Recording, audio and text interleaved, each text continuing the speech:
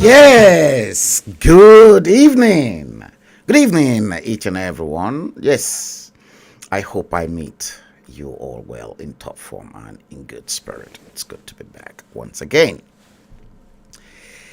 Yes, and I sincerely hope you guys can hear me loud and clear. Yes, Steve Osagie, Kenneth Anthony Eze. Yes, I can support you too. I think Facebook and all the social media feeds are making mago with some of us that are polemic in the cyberspace out there, though especially those that are a threat to the hopeless government you've got in Abuja, killers of destinies. Thank you, Kenneth Anthony Eze. You said very clear, yes. Because I don't want a few of you to come in to say you can't hear my voice. Yes, episode 171 of the usual series of The Bleeding Edge is exactly where we're returning to today. 171, The Bleeding Edge. Many of you who's been with me long enough on this platform will know for sure that we ignited this Bleeding Edge series over a year ago, knowing fully well that I knew that nasty piece of a contraption called Nigeria has been bleeding. The bleeding in the last 23 years was very, very unbearable. I've written about it. I've turned against them. In fact, many of the people are not even bothered. No, they're not. Yes, I sent the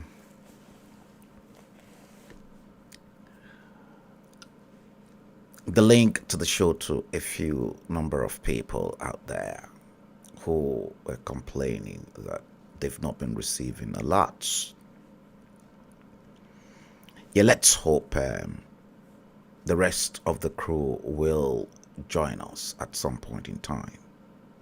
And don't forget, behind me, that terrible, ugly scenario. Keep reminding you. Yes.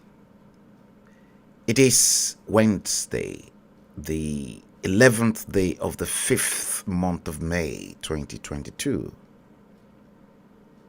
The very day that the Lord has made. Let us all rejoice and be glad in it. The day the Lord destined.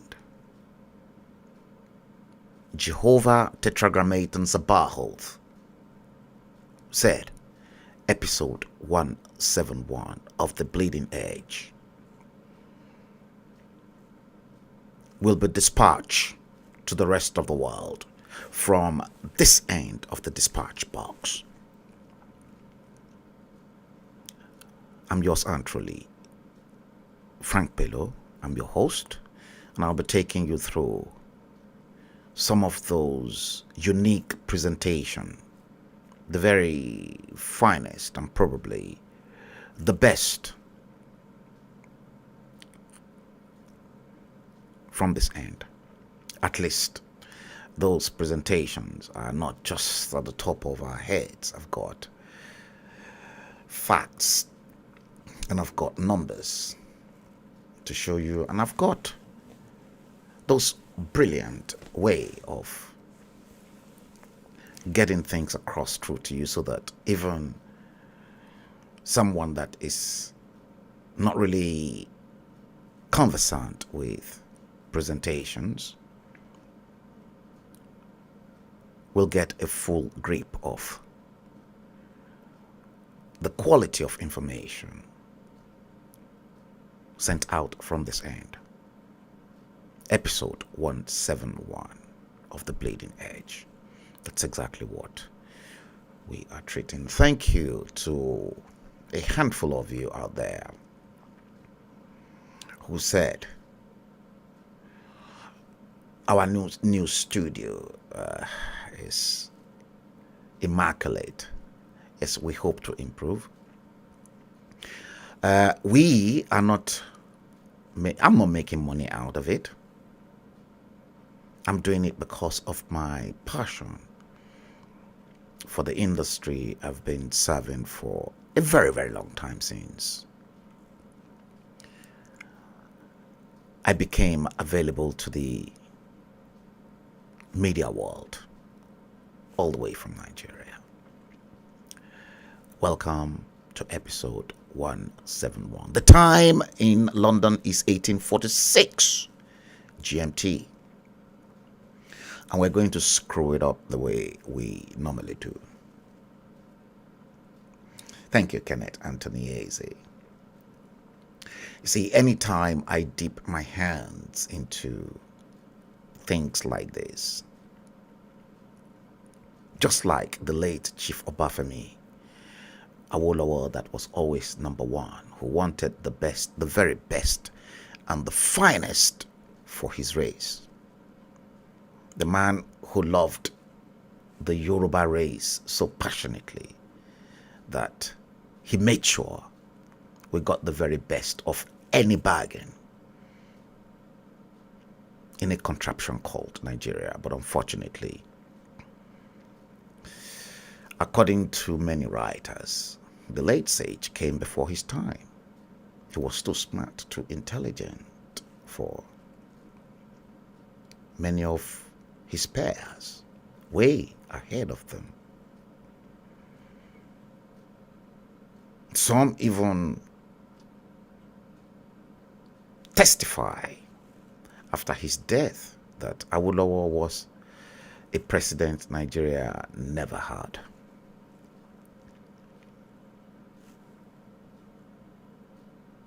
Let's see how it's going to play.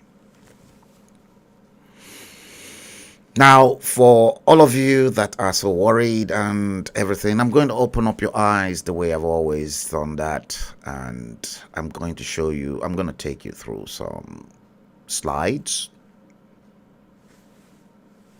some information. But before we do that, this particular clip came into my possession late this afternoon, around just a little bit after midday, because I've been working on this particular presentation for some time. And as that came into my possession, I said, okay, fine. This will even buttress what I needed to get out to you, so that you know in your hearts of hearts that I know exactly what I have been talking about, and all that I have written in the last at least 23 years. I personally was an antagonist of the highest order of Olusegun Obasanjo, and I'll spare none of them, because all of them, right all the way from Gowon, created this mess.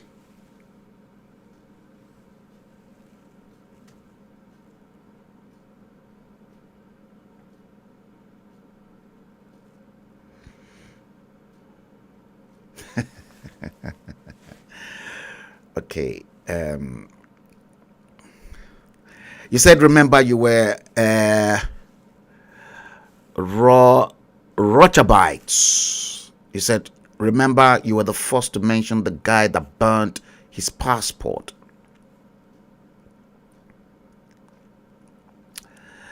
No. The guy that burnt his passport, which you are looking behind you in that big screen, happens to be myself and no other person. It's never been done anywhere in the history of the world. You can clearly see that was me. And that saga, the terrible agony, was in 2018. I nearly got killed by the then chief of staff to a fake, dodgy, latex Muhammadu Buhari in Asorok, Abakari.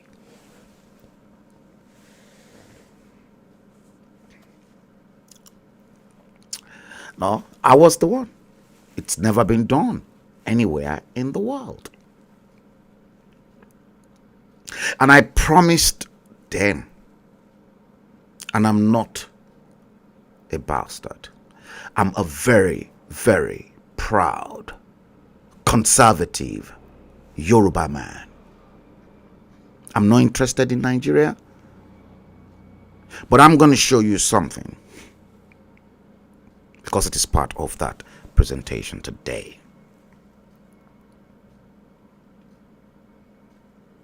I promised them. And they will never see my foot in that shithole, God-forsaken nation they called Nigeria. I'm not interested in that shithole.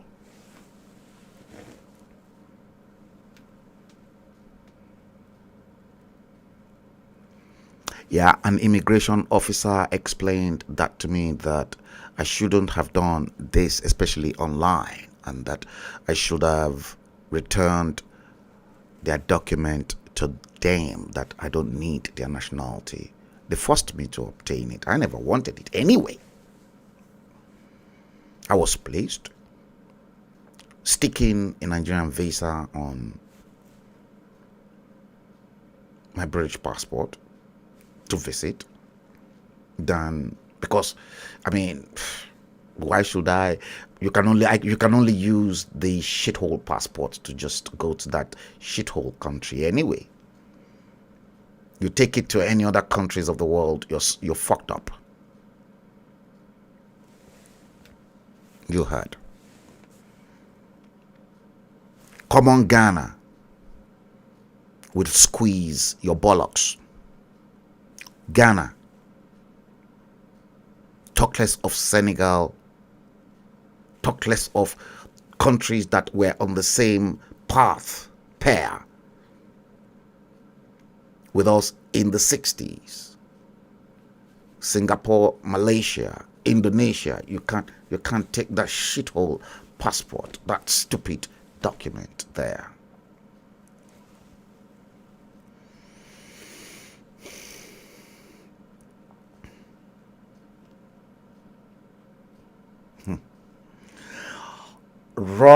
Rika Bites. You said, wow, I was brave.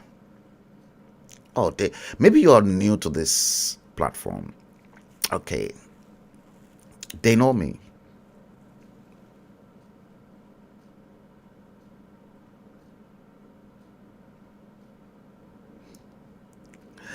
Yes, he probably did after mine. Yeah. All right, thank you, guys. Yeah, thank you. I'm going to start first with this particular clip, and then we're going to take it step by step. Step by step. See, it has gotten to a situation whereby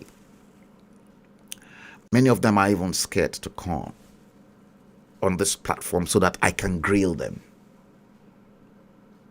They're scared.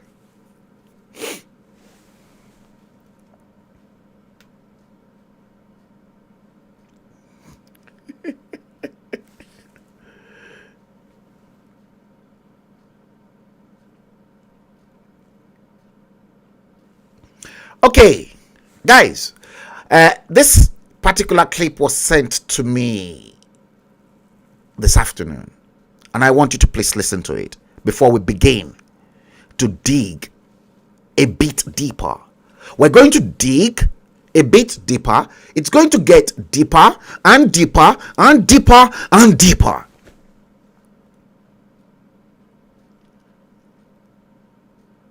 Because some people might find the quality of the contents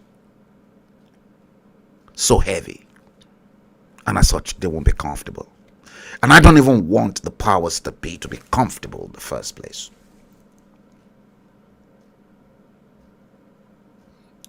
No, I don't want them to be comfortable.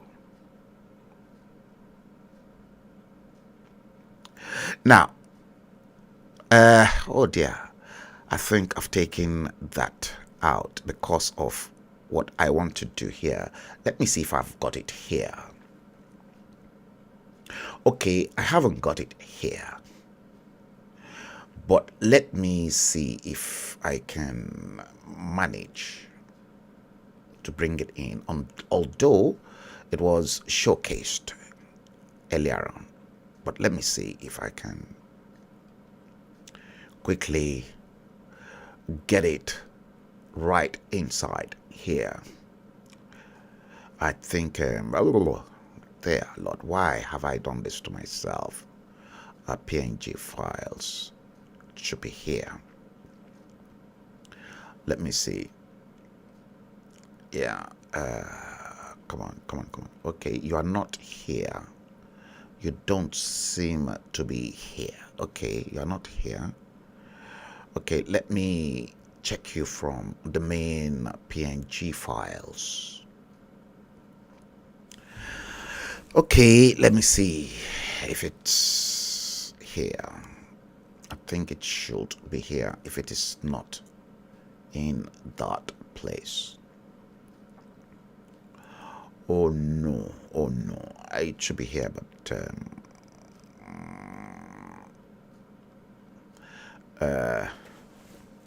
let me see. Okay, because I'm under intense pressure right now, so what I'm going to do is I want you to listen to this. When I was senior special assistant to the president. Which president? Goodluck Jonathan. Okay.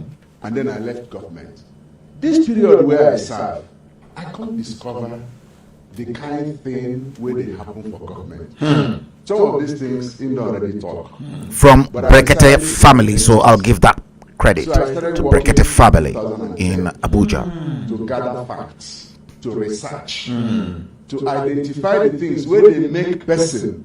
We go tell you, say, in one do this, in one do that. When you enter that place, you don't go fit do anything. And I categorize them into 7. And I call them 7 conspiracies of power. 7 conspiracies of power. Yes. Namely, number 1, conspiracy of the elite. Conspiracy of the elite. I go do this, I go do that. Not be true. against the masses. Yes. They go there, go lay ambush for the masses. And when they come down, they cut the legs of the masses. And they come back again, and they continue to do it. So listen very carefully. Are the ones conspiring against the masses. Number two. Number 2, conspiracy of AIDS. Special assistant to, personal assistant to, special advisor to. Now they go tell you, say, everything where they do, fantastic. Meanwhile, they get their own interest. You know why? As they appoint them, not be only the leader they appoint is aide. Some group will come tell they say, now this person go represent us. Appoint, you see that? Appoint a special assistant. Is that a nation? So at the end of the day, you have aides where they think like this, they think like this, they think like this. So when the leader just strangers to you. When the leader is thinking up, they are thinking down, looking for how to conspire against the leader. Number 3, conspiracy of religion. You hear that? We are always thinking this person is this, that person is this, this person is this. At the end of the day, they are not able to do what they are supposed to do. Number 4, conspiracy of ego. Do you know who I am? And most times, this ego gets into our head, our offices, and the things we are supposed to do, we are not able to do it. Number 5, conspiracy of the environment. Person wey grow up inside poto. Yeah. Shoeless Joe. If you never nurture am, make it sabi something else. Shoeless Joe. Ego behave like the thing wey. So if they are not educated, they go carry their mindset, can't tell you something else. And even inside that conspiracy of ego, where I talked before, you know there is this thing where we don't bring for Nigeria, we dey call am Baba. Once you are governor or your president, they change your name. Listen to that. And you know for Africa, Baba no dey lie. Baba no dey wrong. So when you begin to call your leader Baba, it means say anything wey he tell you na correct. So Baba, many times they carry us go into Baba. They no say some Baba na Babariga. The other one, conspiracy of foreign relations. You hear that? People go their own country. They tell you, say, this is how you have to do things. And your leaders don't know what is going on. And because they don't know, they will manipulate you, put things that you are not supposed to do. And you come and use it to punish your people without knowing it. You know the last one, which is very dangerous. Conspiracy of the clan. Yes. Of the clan. Some call it conspiracy of ethnicity. But when we do our research, we can't discover that this one pass ethnicity. Because my wife, she loves me, but the day when you become president or governor or minister, he begin to write his own list. Your children will write their own list. Your relations, the same thing. Your friends, the same thing. They will descend on you and they will be conspiring against you. It is not your interest that they are pursuing, it is their personal interest. These are the 7 things that have destroyed leadership in Nigeria. These 7 things that have destroyed leadership in Nigeria. And I think I've gone through that in the past. And I've listed bad leadership quality. The last time I argued out, before I go into the next clip I want to show you, and I said to you that Nigeria's hand is chained. It's like this, chained. Chained by the British. Make no mistakes.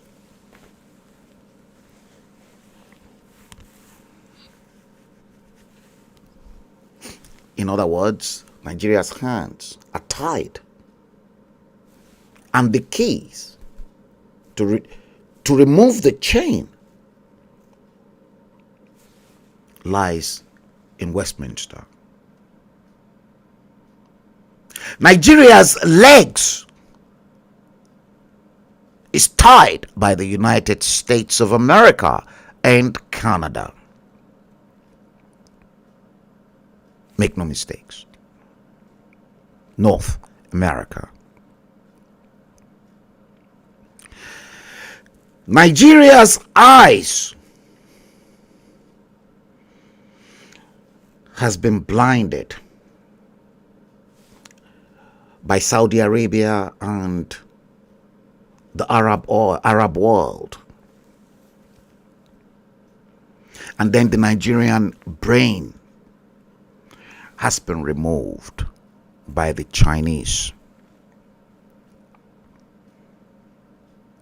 The same elites that this gentleman was talking about, sounds of mystery. I outlined in that special broadcast, to which your elites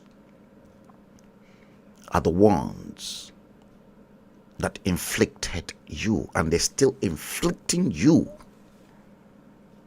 with a deadly virus. Deadly virus that can kill faster than any virus ever discovered yet. Yes, you've been missing a bit, Kenneth Anthony Eze. Maybe you better might as well just go back and then click the like button on yes, you're watching the stream on Liberty Media Communications. I can see you there. Go back, like the page, and then click following. Yes, because Facebook and YouTube, they've disabled all those. No, YouTube has not done that, but Facebook. Intel report I got was that Abuja had already engaged some hackers in India to begin to disable many of those polemic sites that are anti-government. You see, done that already, yes, so you'll start getting notification.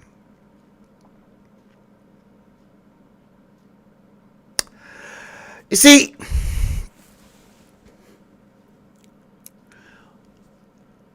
let me show you this. Look at that. This is a shocking secret. And it is a top secret and a revelation by the American military report.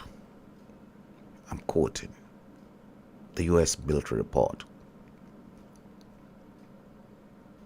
They said, we were supposed to gas the insurgents. You can clearly see.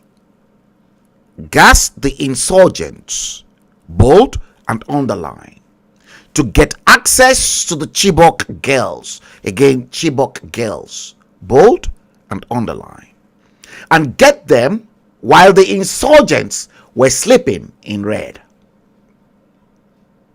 They said, we shared this intelligence plan with the Nigerian military, and when we were ready to activate the plan, we scanned the area, that is the area where all the insurgents were, and discovered that the terrorists have acquired gas protection mask.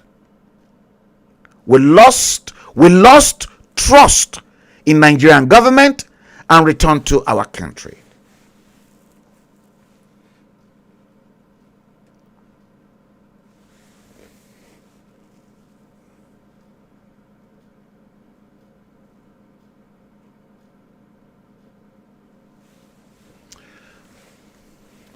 See that?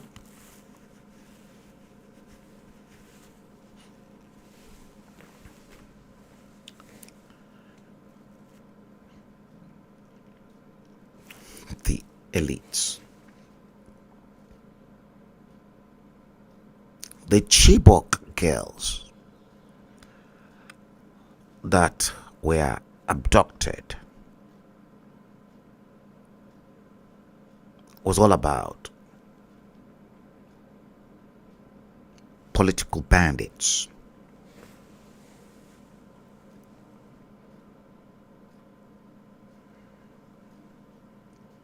And who are those political bandits? Sail away with me. Those political bandits in question are these sets of people in this group. Those two hopeless, ridiculous, useless political parties. Many of you perhaps don't even know the significance of the broom in APC. And many of you don't even know the significance of the umbrella in PDP. They will tell you different thing. The broom in APC's logo is satanic. The witch's broom. The witches that continue to eat everything all about your children, your generation that are yet unborn.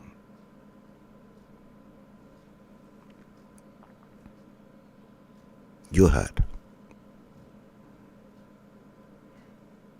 And PDP, on the other hand, will tell you, oh, the umbrella will cover you when it is raining. Foul.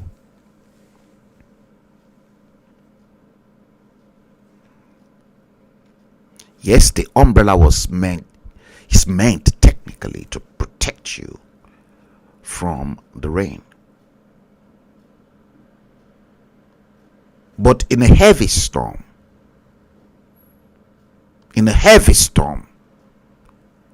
the umbrella will be broken. Will that umbrella be able to withstand a storm of, say, about 70 miles per hour? No, it will be broken. And will probably lift you and the umbrella together and knock your head off. Both satanic symbols.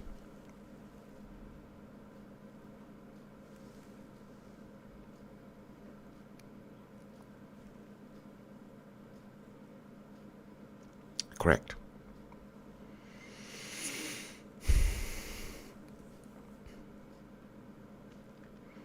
The elites,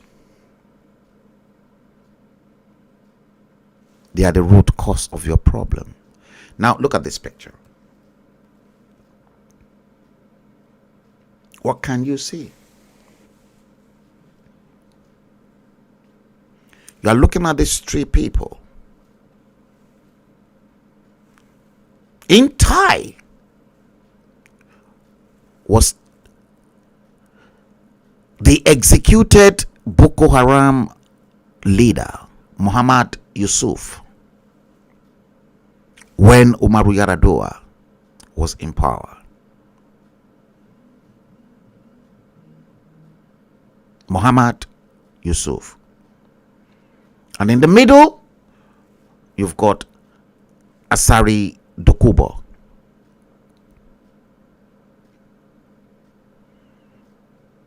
And then right, who are you looking at? You are looking at Pastor Ayo Odisha Jafo. What has Odisha Jafo got in common with Asari Dokubo and Muhammad Yusuf? Why is Ayo Odisha Jafo involved in this kind of situation?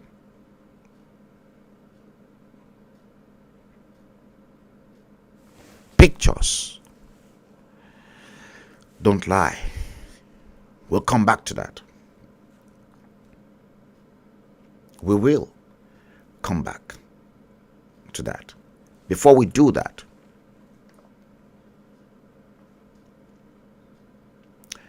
look at this.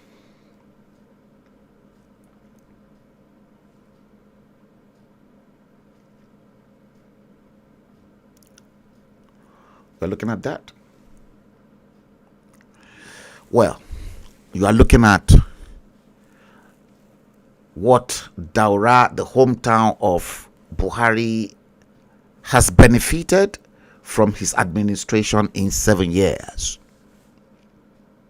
I've managed to compile that together. We're going to go through that. You'll be amazed. Let me show you once again. These were the things Daura benefited.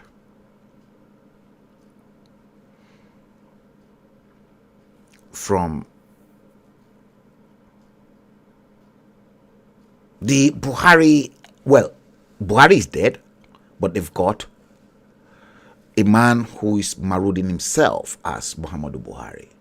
But in 7 years, these are the things that they've done. Daura, just Daura, a small part of Katsina, benefited. Let's run through them.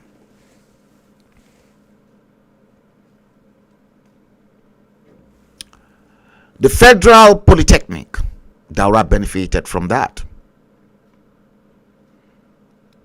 Air Force Reference Hospital, Daura benefited from that.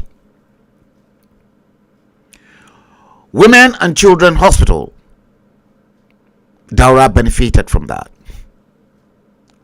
Remember, University of Transportation, it is in Daura. Now,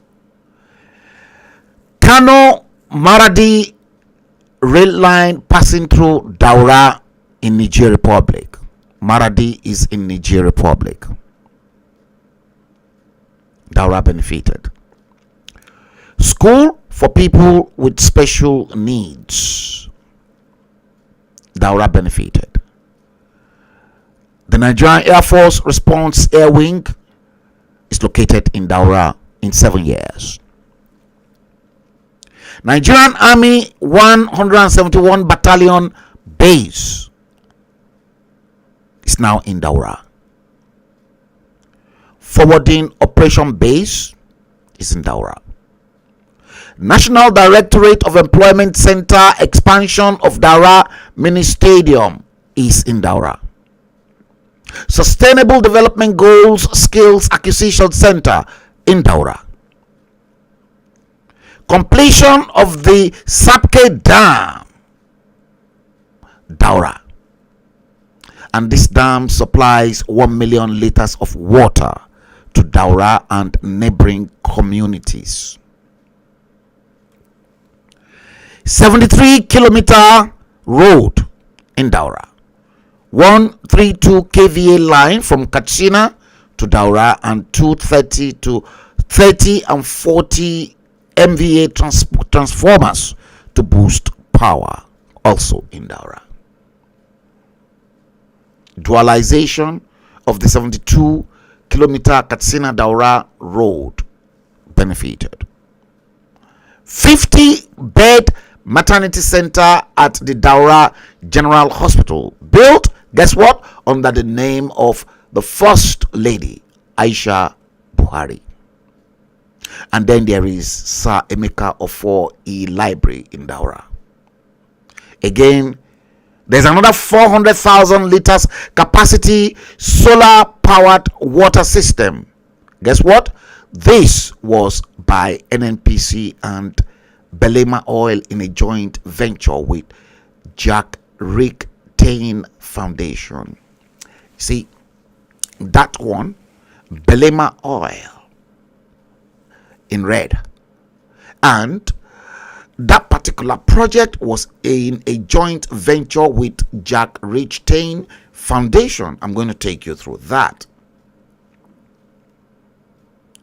Several SDG school projects in Daura. Several works of rehab, expansion, reactivation, and completion of abandoned and existing projects, including roads, schools, drainages, etc., including water projects, all in Daura. National Directorate of Employment, NDE, focusing on cosmetology training and distribution of cosmetology packs to 1,000 women in Daura. 330 kV, 132 kV power substation, also in Daura.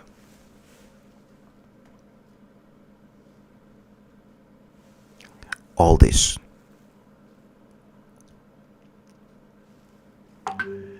in 7 years. They can do that. And you still honestly believe that you're one nation. Stop wasting your time. Stop wasting your time. Now, that one is not going to take us into this.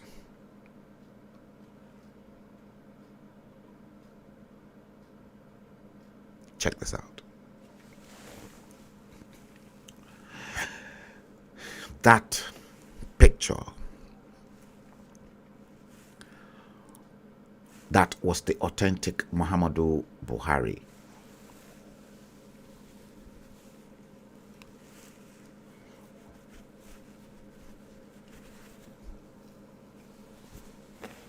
Before they started showing you the different Muhammadu Buhari's version.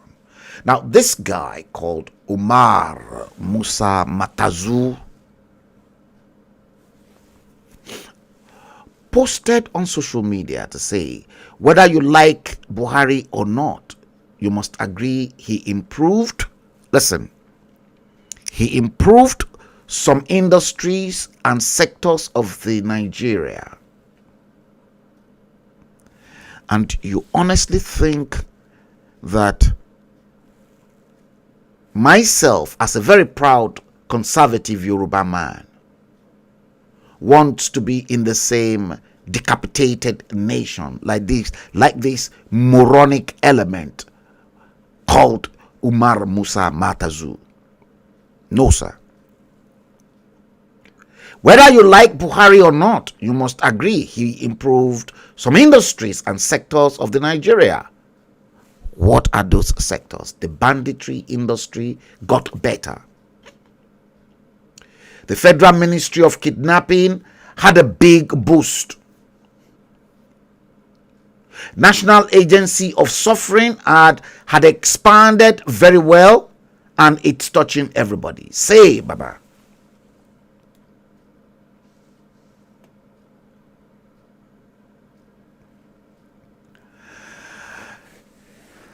I hope Alhaji Aremu Alakufo Ibadan Oshuolade is listening to this.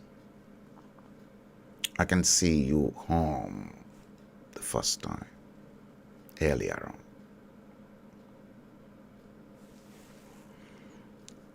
Can you clearly hear? I've kept that a long time. That was before 2019. This is the first time I'm using this material. First time that I've gone back into my archives to get them out, because sometimes in this field you have to keep certain materials for future purpose. There's so many materials in my possession that I've kept. Esther Ewituga, good evening. Alhaji Aremu Oshuolade Alakufo Ibadan. That is for you. Whether you like Buhari or not, you must agree he improved some industries and sectors of the Nigeria. Banditry industry got better. The Federal Ministry of Kidnapping had a big boost. National Agency of Suffering had expanded very well and is touching everybody. Welcome.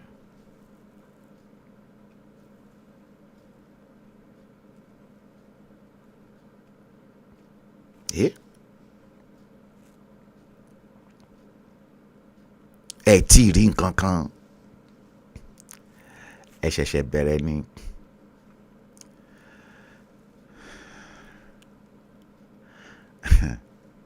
But before then,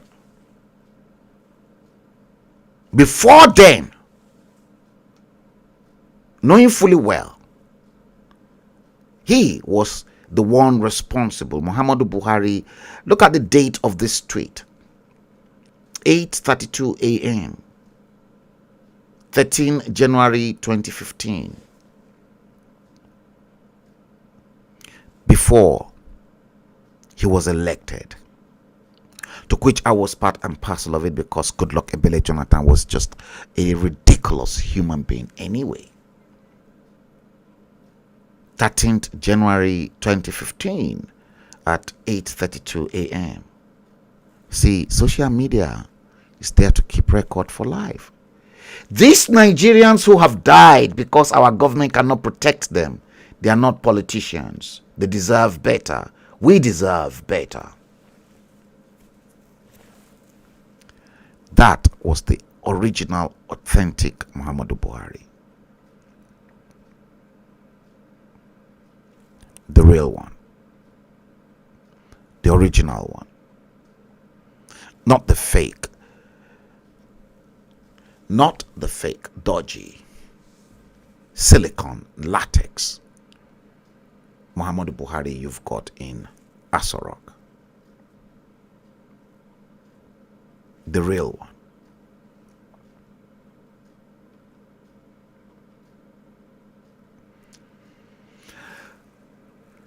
They promise you this in 2015, that they will defeat Boko Haram.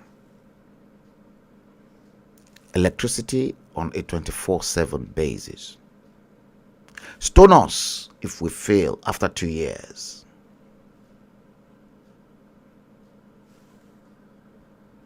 And you cannot stone them. Are you not coward? I'm the only one that's been giving them jobs from the dispatch box here. And then 1 minute, some people will say, oh, that Frank Bello is an enemy of progress. That's what they call me.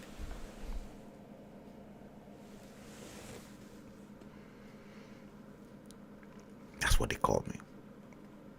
That I'm an enemy of progress. Whether I am an enemy of progress, it's only God that can judge. It's not just only that. Look at this. Let me show you this. Also, in 2018, 5/4/2018, the 5th day of April 2018, at 5:14 p.m. Just look at exactly what Femi Fani-Kayode tweeted. And in this picture, I've clearly demonstrated to you the real Muhammadu Buhari that was attacked spiritually on the left, and one of the marauding younger breed of Muhammadu Buhari. 5/4/2018, Femi Fani-Kayode tweeted at 5:14 p.m. If President Buhari asks me to jump into fire, I will not hesitate to jump into it. Governor Yaya Bello. And then there was a quote by Yaya Bello. Femi Fani-Kayode then replied him, when I wrote that this boy, that is Yaya Bello, he was referring to as a boy. When I wrote that this boy was a useful idiot and an accursed slave, some said I was being harsh. Truth is that he is worse than that. His mental faculties are non-functional. 2018, the same FFK, the problems of your elites,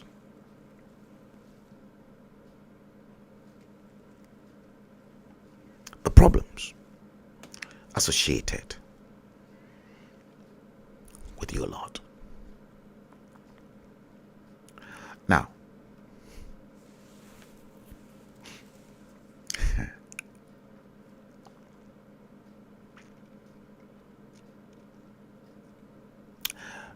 look at this.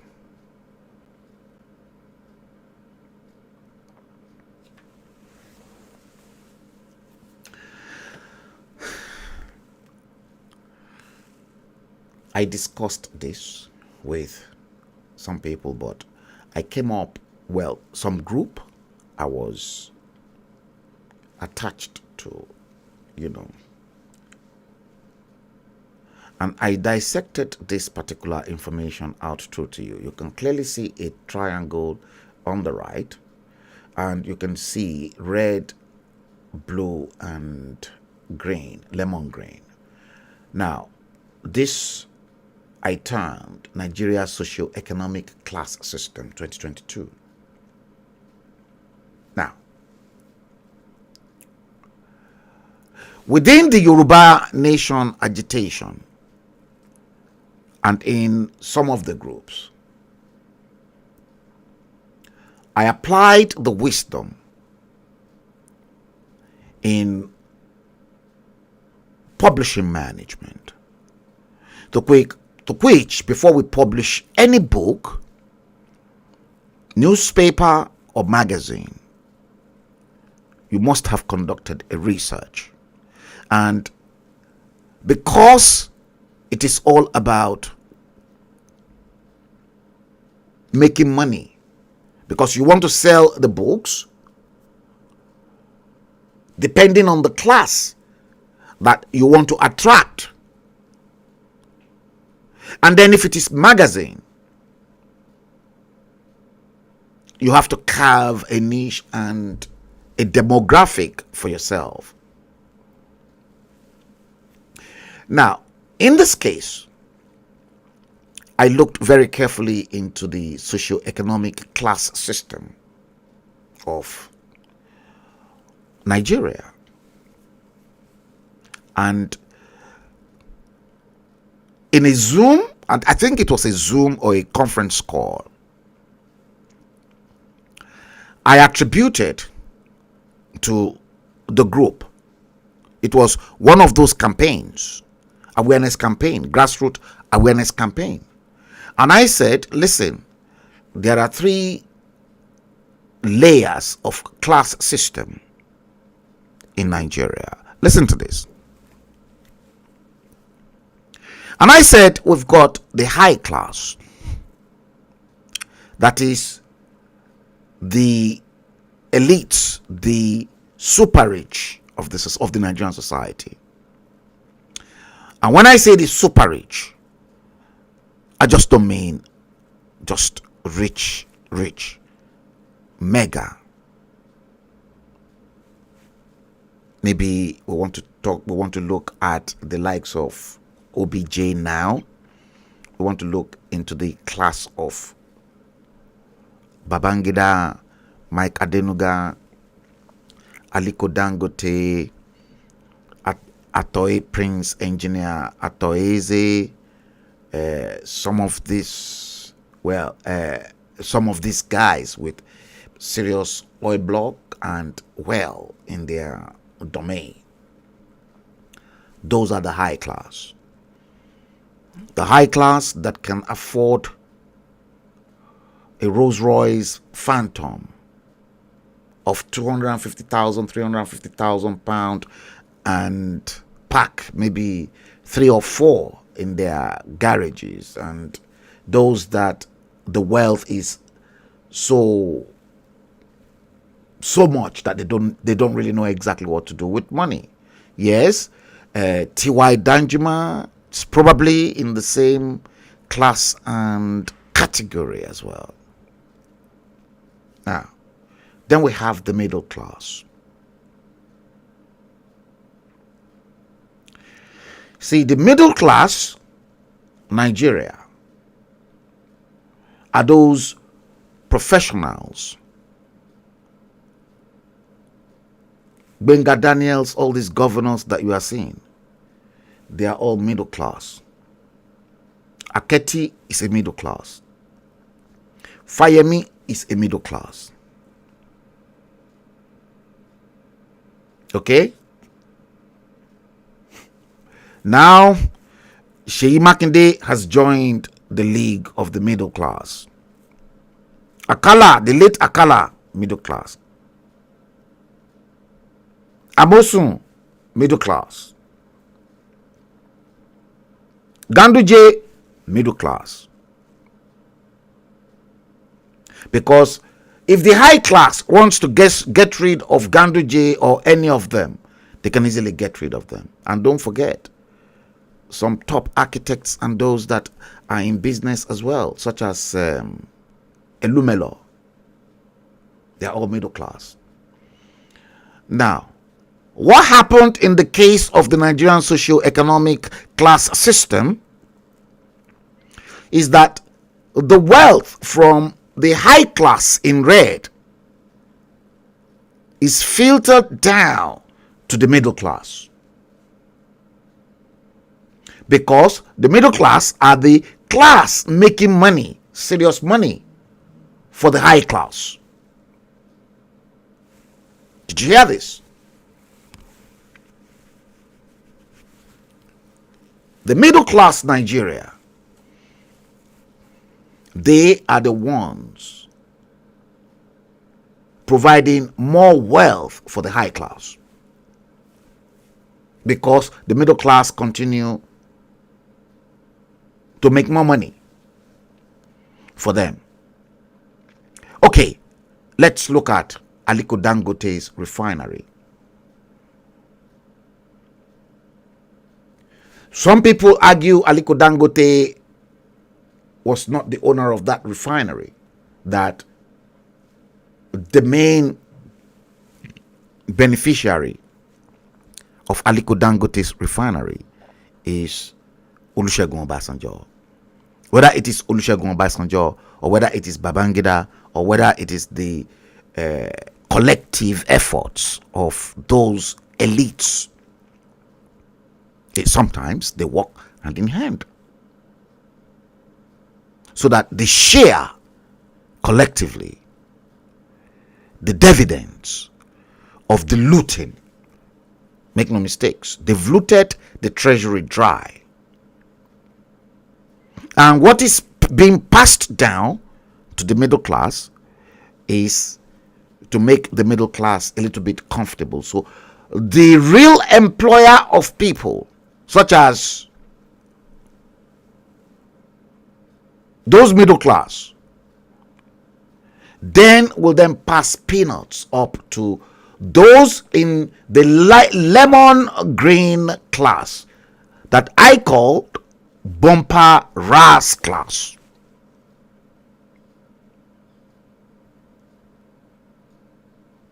Those bumper ras class.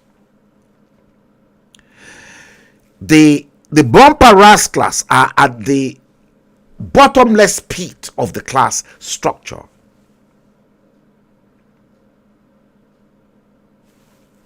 And I'm going to prove this once again in a very, very clear frame of mind for you guys. John Yutuk, welcome to the stream.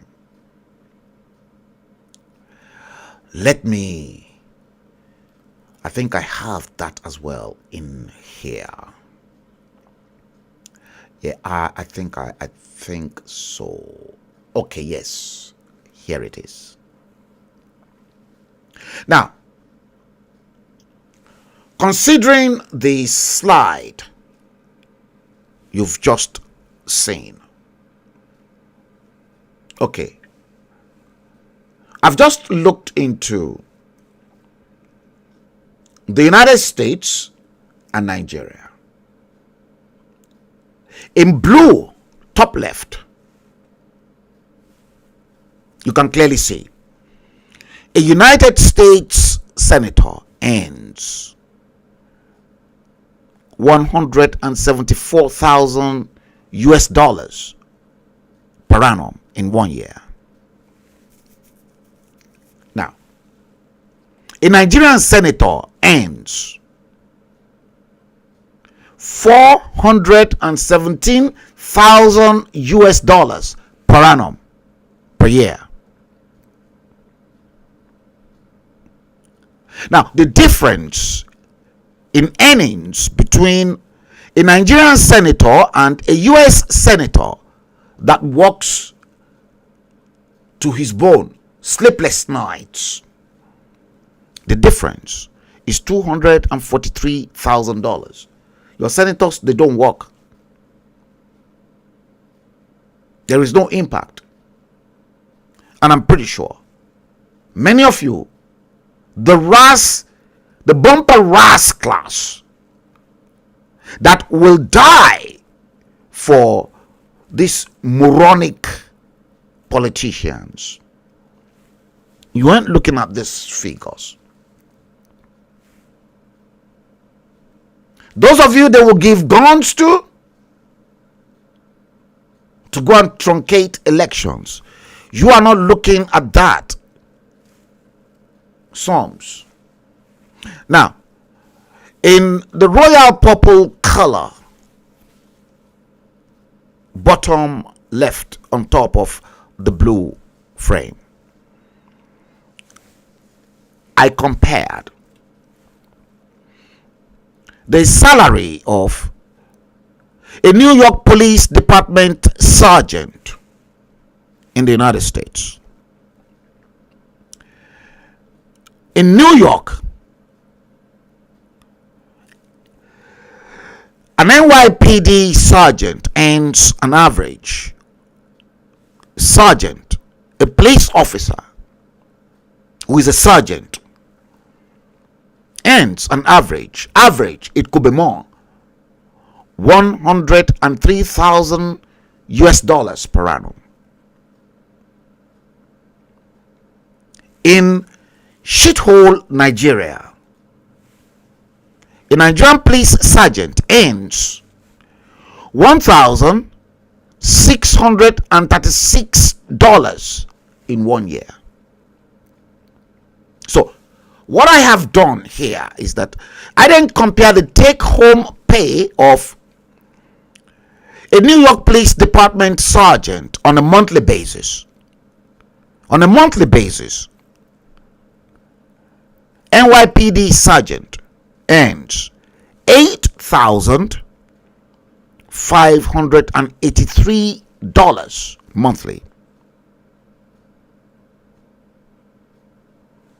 So that means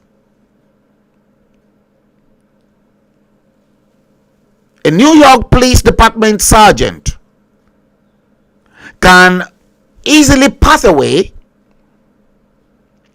and pay a Nigerian police sergeant his 1 year full-time salary.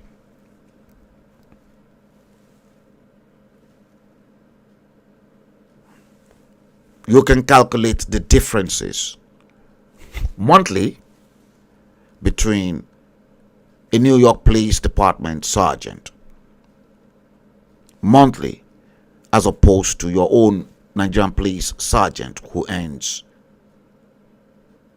does not even earn the base annual salary.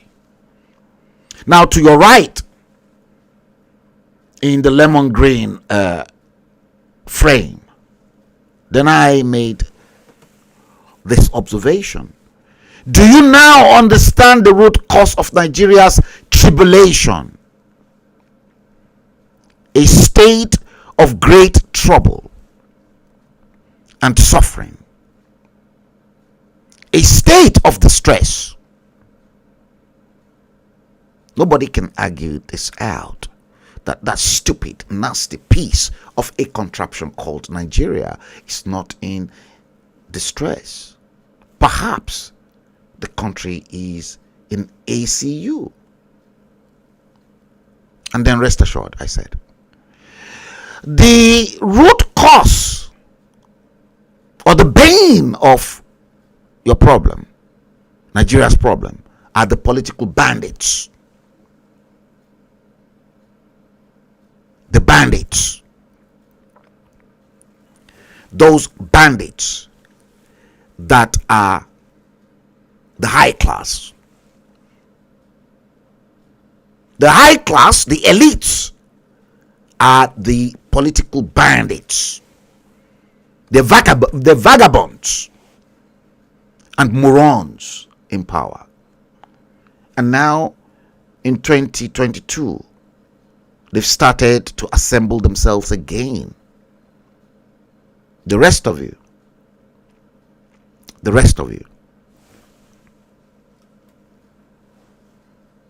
some of you, some that are idiots amongst you, the others stupid. The idiots and those that are stupid amongst the Nigerian population are the victims of these political bandits.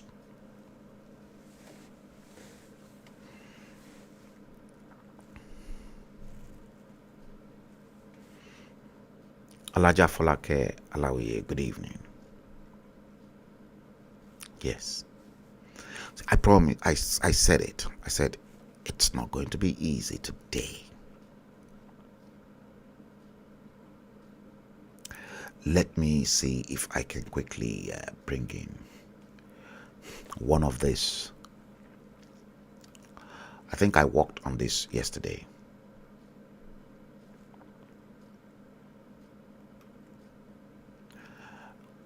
Let me see if I can get it in.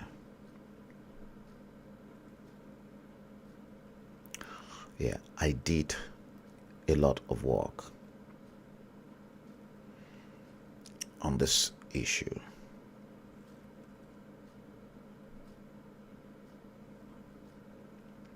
Yeah, I think I have quite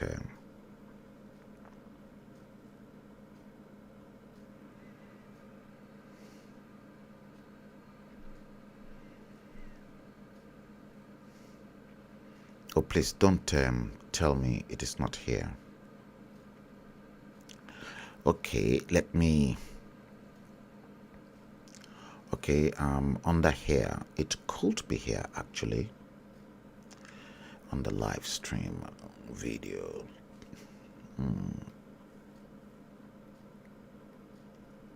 Okay, it is not there either. What about pending files? Okay, let me, yes, I think it should be here. Before we do that, let me bring in this.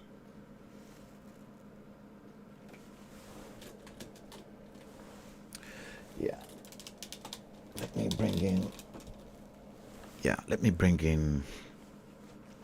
Sorry, guys. Yeah. I've seen this one here. Let me bring in this one here. Okay, yes. Live stream show material, and I think it is under reference video. Right. Now, let me first of all bring this, and this will, yeah, let me first of all bring this for you.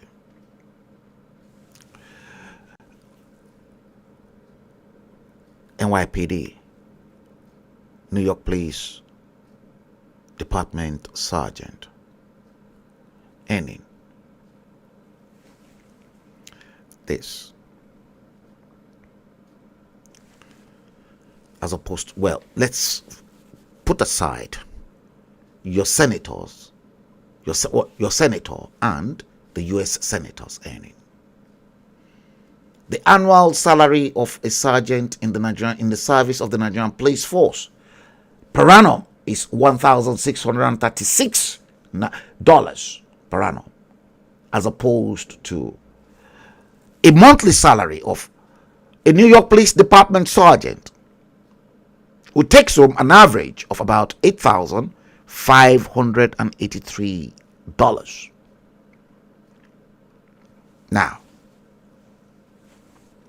watch this and you'll feel sorry for that shithole country called Nigeria.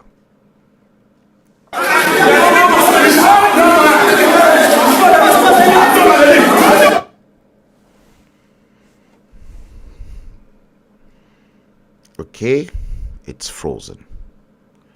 Let me do this. I'll go back into the studio and I'll play it properly from the main studio. I know where it is, and it is under live show materials, reference video. Yes, and that's the clip.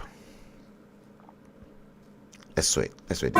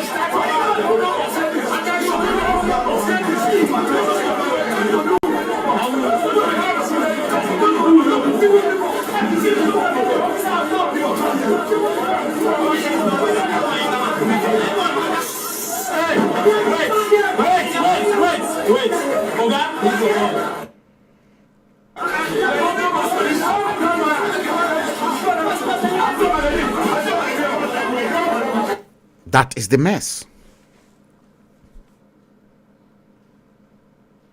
That is the mess. That is the mess. The mess called Nigeria.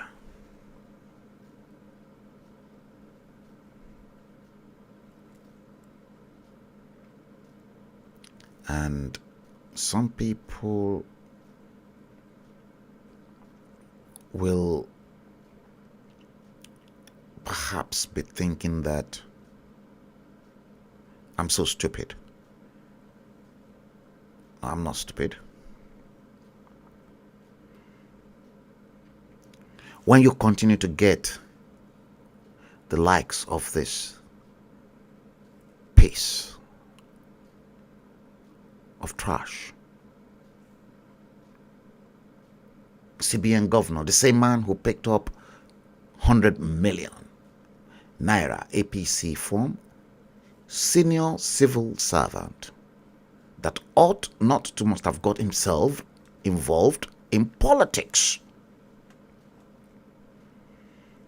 There's a clear mandate that civil servants in civil service must never be engaged in partisan politics. You want to? Go resign your position and enter politics. This man, a total failure. One of the biggest disaster that ever happened to Nigeria, as the governor of the central bank of the Apex Bank, someone who technically should have administered the economy of the country and the country's monetary policy, spent 58.6 billion naira to print just 2.5 billion naira in 2020. Difference of 56.1 billion. Godwin Emefiele.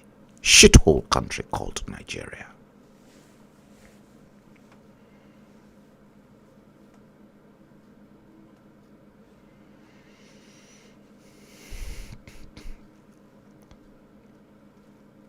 You're right.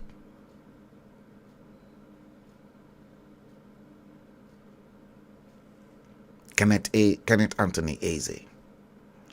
You're right. Senators that only come to showcase their multiple wives and children in the floor of the Senate. You are right. I remember that. I remember that Fulani man. And he's still counting. Still counting.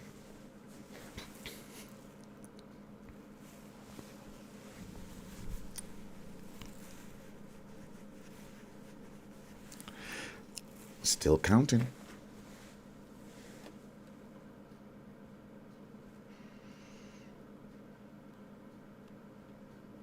Yes, I said it's going to be kind of a little bit ruthless today. Okay. You've seen the high class. You've seen the middle class. You've seen the high class. You've seen the middle class. And I've able to dissect the differences between the high class, the middle class, and the bumper ass class.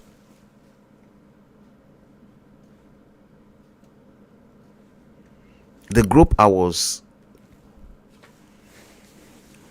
those groups I was trying to advise in the Yoruba agitation when I spelt this class structure out to them. You know what they said? They said, no, Baba Bello. There are only two class systems in Nigeria. You are either rich or you are very, very poor to the bottom. And I disagreed. And I said no. And it was only about a few couple of months later when one group in the UK then started demonizing the other group, and the other group too demonizing the other group, attacking themselves. When I suggested to them, I said, listen, let's aim the middle class. Let's break. For me, the middle is what we need to break. Because if we break the middle, the money that is coming from the high class, if the middle said no, they're not going to do it again unless you listen to those at the bumper ass class. Those bumper ass class. Because they are the ones that will do the dirty jobs. They are the ones that we will pay peanuts. Let's reconfigure ourselves. It was then they then said, oh, will I be able to call this? Will I be able to call that? And I said, no. When that opportunity came, I presented this to you. But all of you said, no, there's no middle class. A country that does not have any middle class is, it's finished. Nigeria has still got middle class. And I've just spelled it to you. Aketi, Amusun, and all them lot, they are all middle class. Tomorrow, if they are fortunate enough to probably get to the top echelon of number one citizen, then they can join the ranks. But for now, you don't want anything to do with the middle class in the Nigerian socio-economic class system. And you continue to ram your stuff onto the bumper ass class. Those class are the bottomless pit. Wasting your time.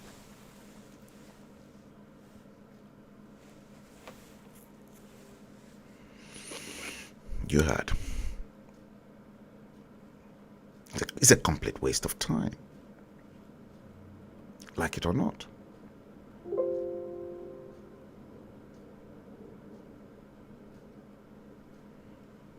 Complete waste of time. Let me see if I can quickly get this particular one as well in for you before we move on to the next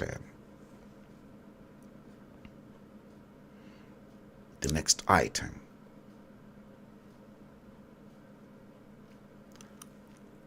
Live stream. Yeah.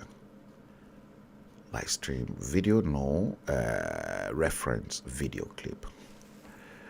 Okay, that's not what I want.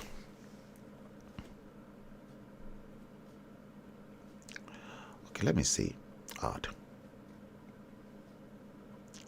Okay,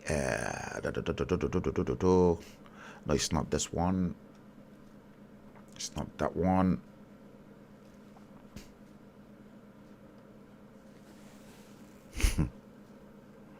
Should I show you this one? I think you need to see it. No, that will be a little bit time consuming. Okay, let's do it this way. I'll do it this way. Nigeria Police Force training.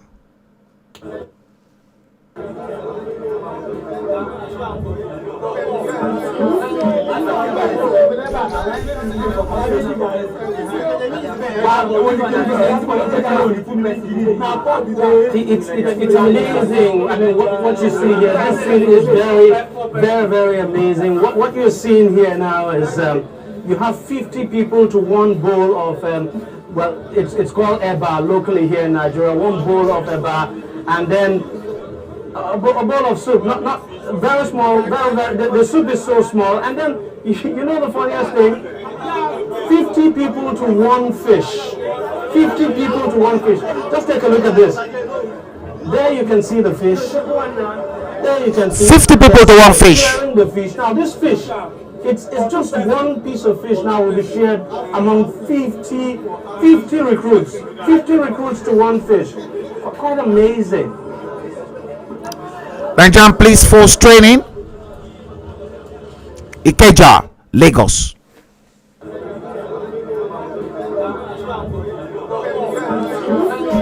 Ikeja, Lagos. Those you are seeing, they are the bumper rascals.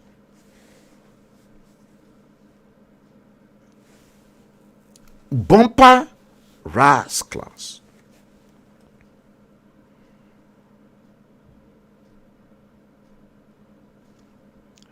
Okay, now let's quickly move fast. We need to move very fast. And this time I'm going to go into the pending. Yes. Pending video. And I'm going to start with this man of God of mine. I love this man.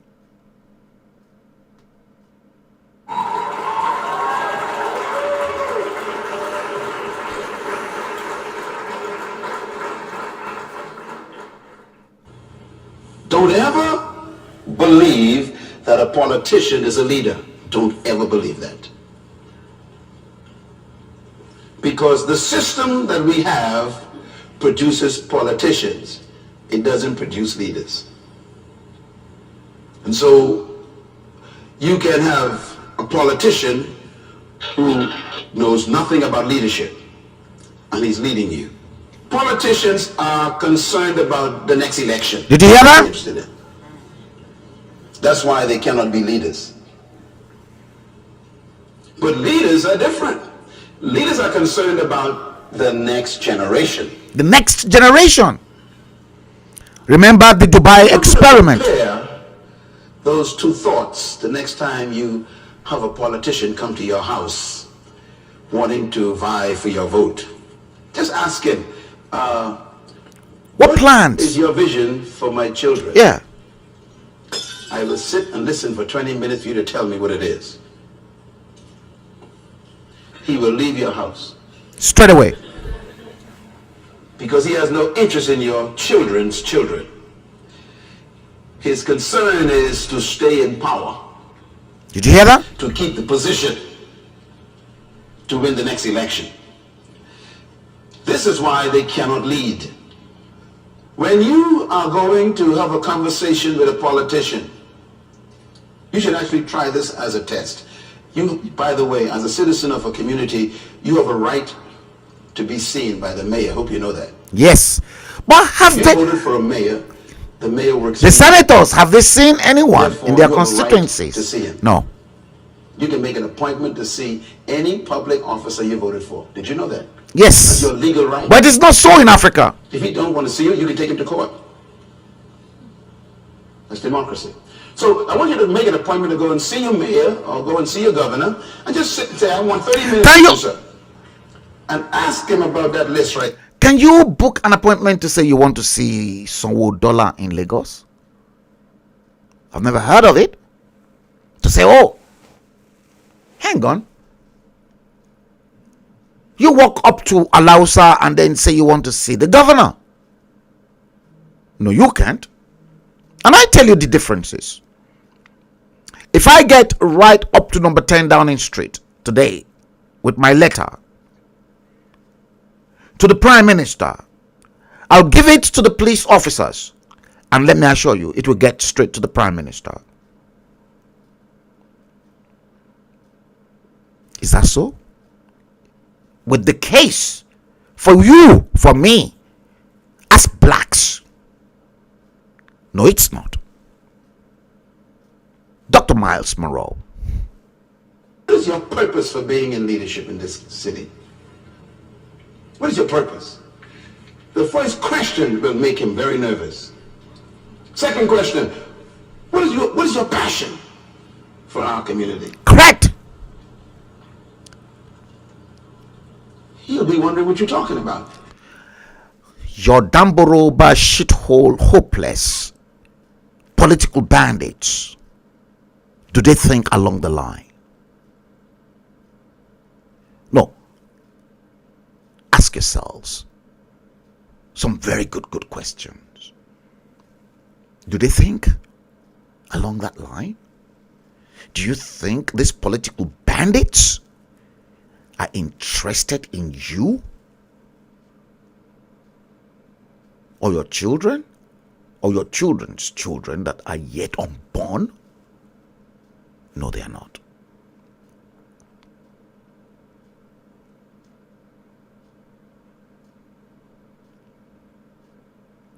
Proud, like I always say. Everyone today is talking about Awolowo's legacy.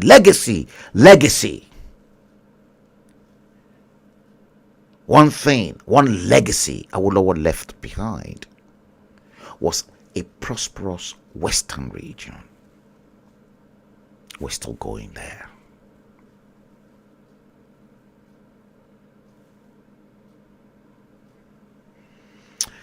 Yes, we are still going there.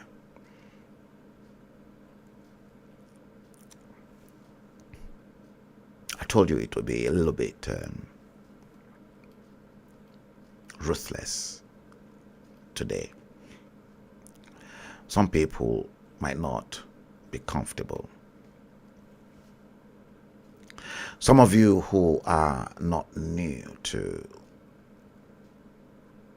this live stream show, you remember last year when I saw the backbiting, the stabbings, knives in the fork, and I was even attacked as well. Attacked physically, attacked spiritually. The only attack that was not meted up to me was academic attack, because I'm always armed with my facts. And sometimes some people will say, oh, is Frank Bello high on lethal drugs or what? But many people didn't know. The three groups that I saw that will vie for Nigeria's soul in 2023. The agitators, number one, in the middle. Number two, the restructures group. Number three, the 2023 election group. You see, clear distinction between the agitators and those clamoring for restructure. Those clamoring for restructure at the class of the Eminent Elders Forum that were busy talking to politicians, members of the Senate, reps, governors, and the need to bring down the 1999 Constitution and return the country back to its old regional formation, a regional formation of the old Western region, to which the Midwest was later created, Eastern region and Northern region.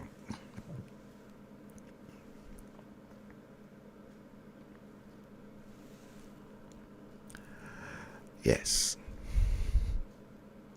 And I'm going to show you. I'm fully prepared for this because I worked on this for some time.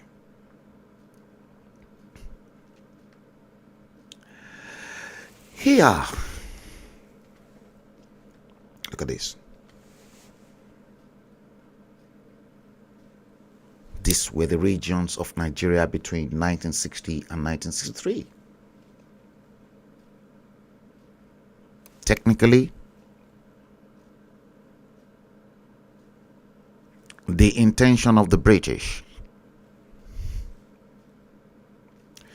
was to keep one nation, but Northern Nigeria will be a country of its own.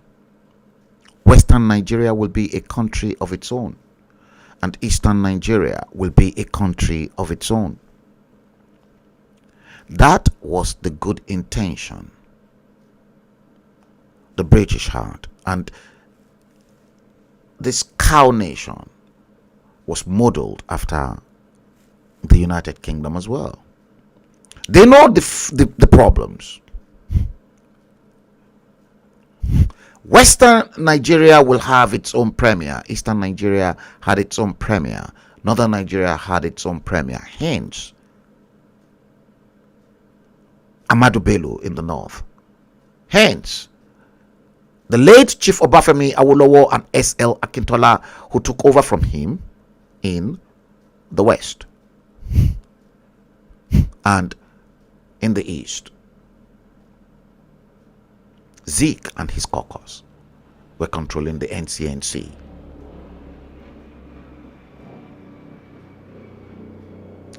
What many people did not know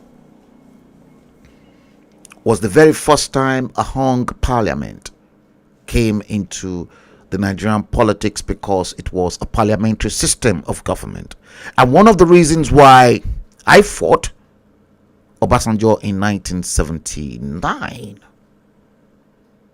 was the presidential system of government that was packaged onto him by his friend in the United States, Jimmy Carter.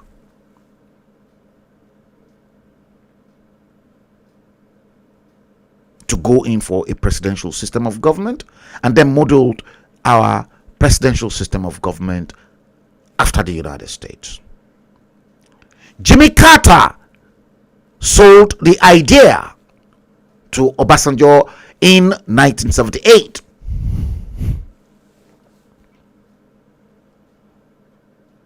And I have proofs. But what then happened? In that election,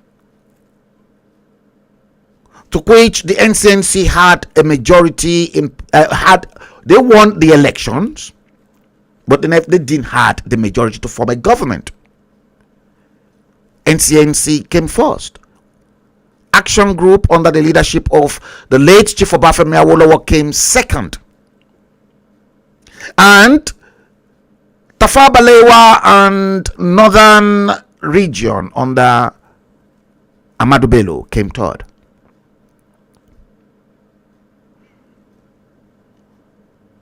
It was visible to the blind and audible to the deaf that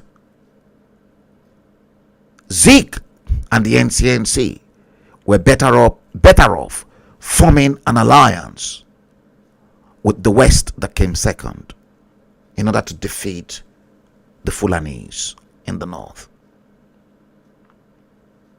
Awolowo opted out. Yes, Zeke was much more older than Awolowo. And by virtue of educational qualification, yes, he's gone to the very top echelon of education. But because of Zeke's dirty handwork, fraud within the African Continental Bank, then the British slammed Nnamdi Azikiwe that they will disgrace him, that he should rather form an alliance with the North than with Awolowo, the AG, in the West. You see, the fraud, it's not just started. It started a long time.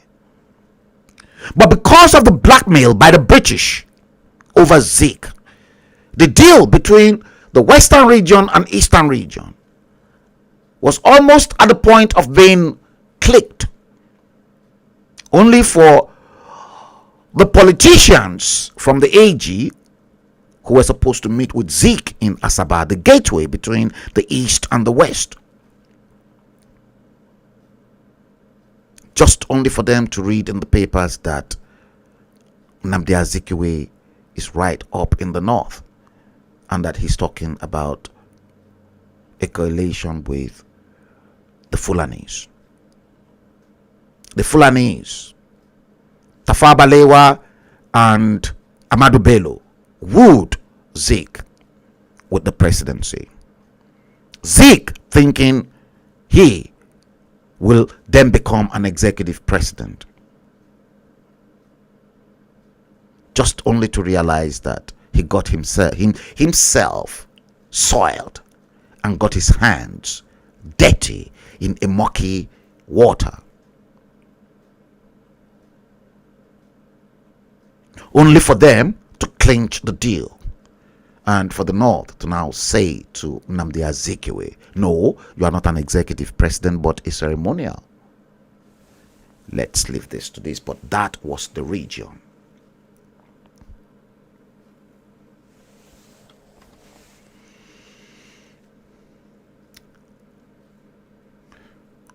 Here is the next one.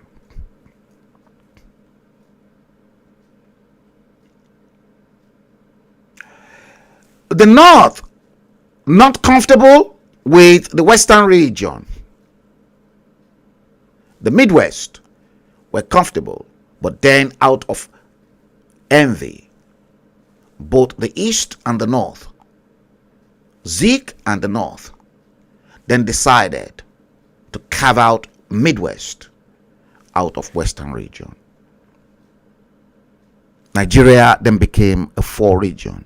So technically, the Midwest happens to be the only region up till today in Nigeria that was carved out through a referendum. And that's why they are advocating for their own region too, in a new nation that will be broken up into pieces. Which, on the other hand, I'm beginning to doubt if there will be any 2023.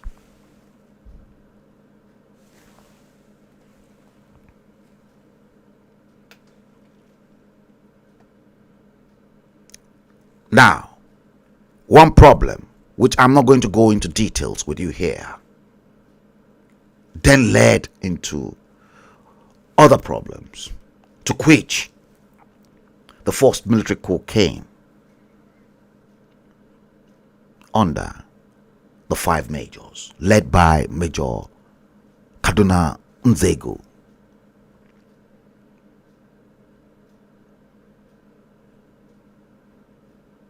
Many of the political leaders in the North and the West were slaughtered in the process.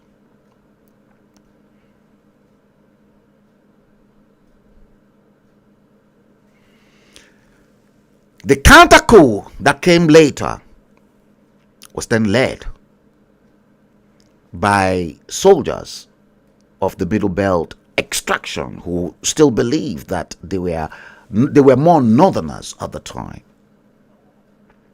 then installed young, vibrant Yakubu Gowon as heads of state. The civil war broke after that, and just immediately after the civil war, the problem then started.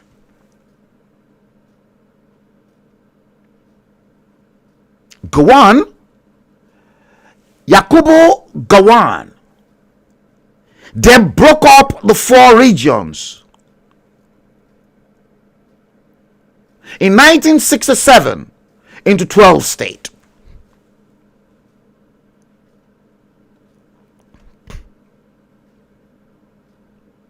You can clearly see the breakup. Northeastern state, Kano state, Kaduna state, Benue Plateau state, Gowon's home state, Cross River state, East Central state, River state, Bendel state, Western state, Lagos, Kwara, and then North Western state. 12 state Gowon created, broke Nigeria up. I'm going to go into another eye-opener for you guys. Now, the breakup of all the states never stops because it was a Fulani agenda. And they've been planning this, and they've been using even Gowon right from that moment they broke the 4 regions into 12 states. You can imagine, right immediately after the war, it started.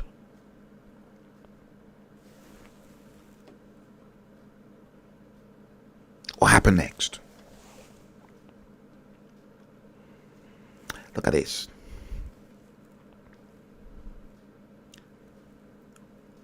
It never stopped. Murtala Muhammad came in 1976. And you can clearly see the states from 1976 to 1987. Murtala Muhammad increased the states from 12 to 19 in 1976.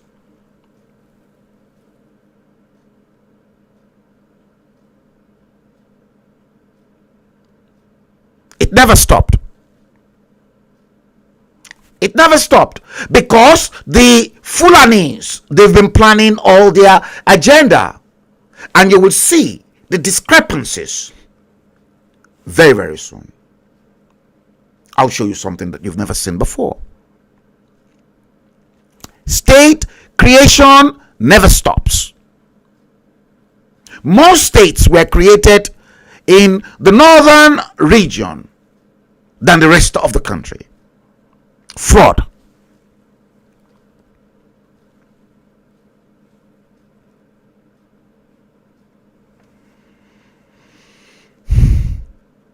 Fraud. It never stops. And guess what then happened? In 1987,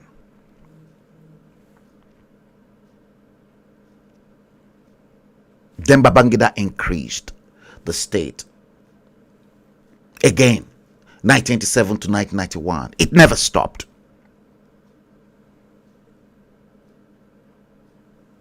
And after that, it never stopped until they reached the final stage that we are in 1996. And we ended up with 36 states plus, obviously in the center, FCT.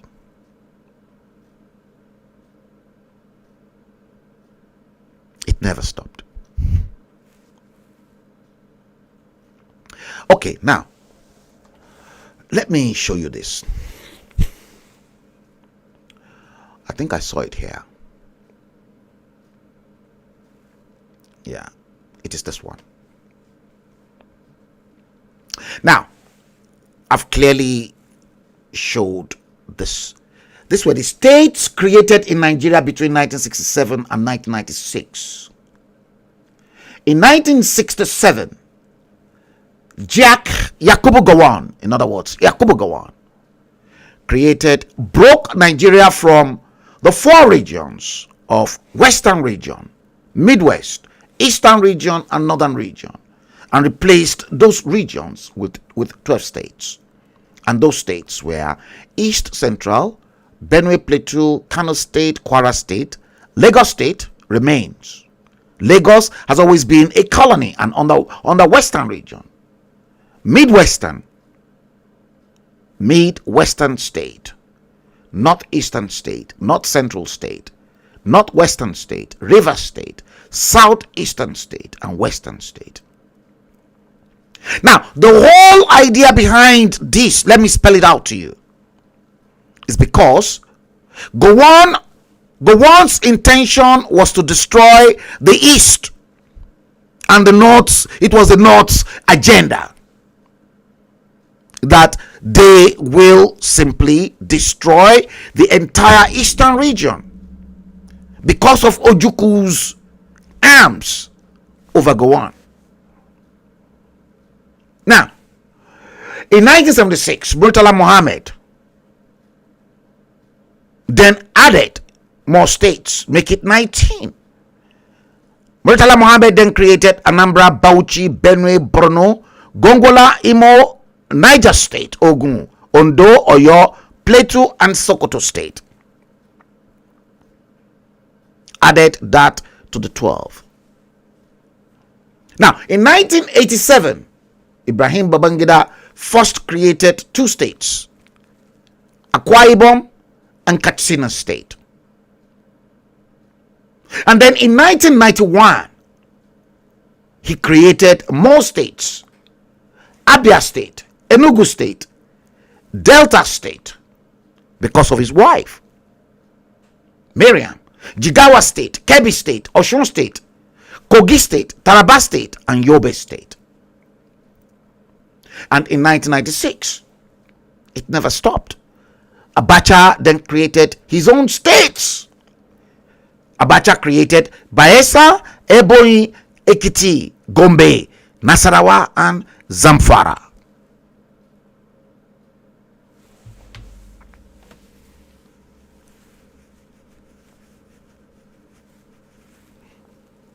This, now, if you look very carefully at those heads of state that dismantled Nigeria from its original formation and what the British intentions were before independence, you discover that all those heads of state were of northern extraction. No southerners had the gut to create a state. And when you look at the event of things, the two southerners, I'm not going to include excuse me,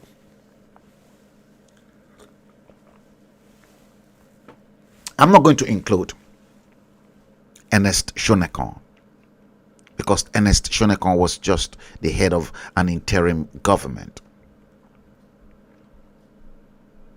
No, I'm talking about Obasanjo became head of state by accident. If not for the fact that Bukasuka Dimka planned the February 13th, Friday, February 13th, 1976 military coup, bloody military coup that killed Murtala Muhammad, I doubt if we will ever have a Southern president. Goodluck Ebele Jonathan equally became president, obviously due to the death of Umaru Yar'Adua. So on the two occasions, it was the death of a northern head of state or president that usher in a soft ground for a southerner to taste power. And you think they will now hand over power to you in a full-fledged democracy? Now look at them. Yakubu Gowon, North. Murtala Mohammed, North. Ibrahim Babangida, North. Ibrahim Babangida, North. Sani Abacha, North. No Southerner. Check this out.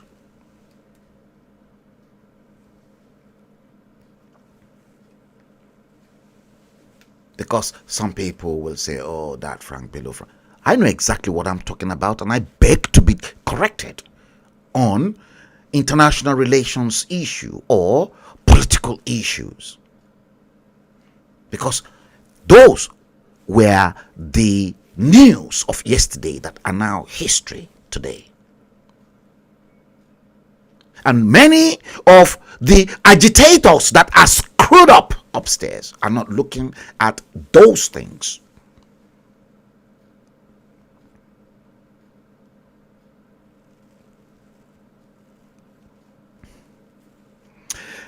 That's why Esther Iwetuga, that's why I said that man, go on, was the biggest problem of Nigeria. That was why. Chief Obafemi Awolowo, as Federal Commissioner for Finance under his administration, begged this man to please educate Nigerian children. Begged this man. Go on. That he, Obafemi Awolowo, will never get credit for it. But his government, his name will be attached to it. All of them. All of them. With the exception of just one person, Umaru Yaradua.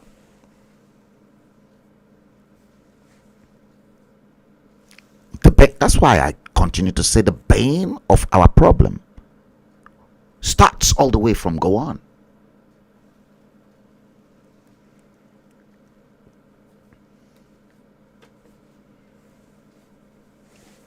You see, let me show you this. Let me come back here.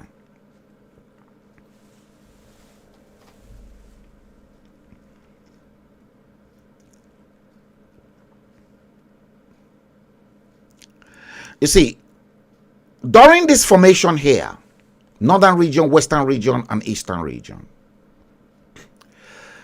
you can see 1960 to 1963. Her Majesty, the Queen of England, was the head of state.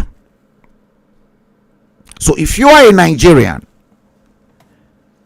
between 1963 and, let me see, 30th of September 1963, if you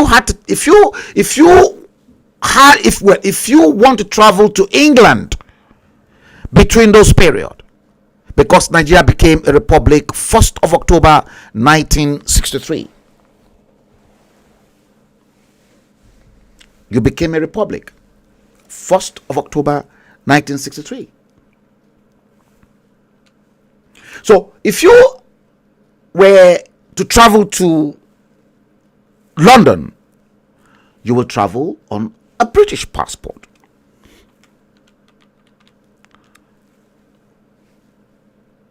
British passport, and then at the bottom, Nigeria.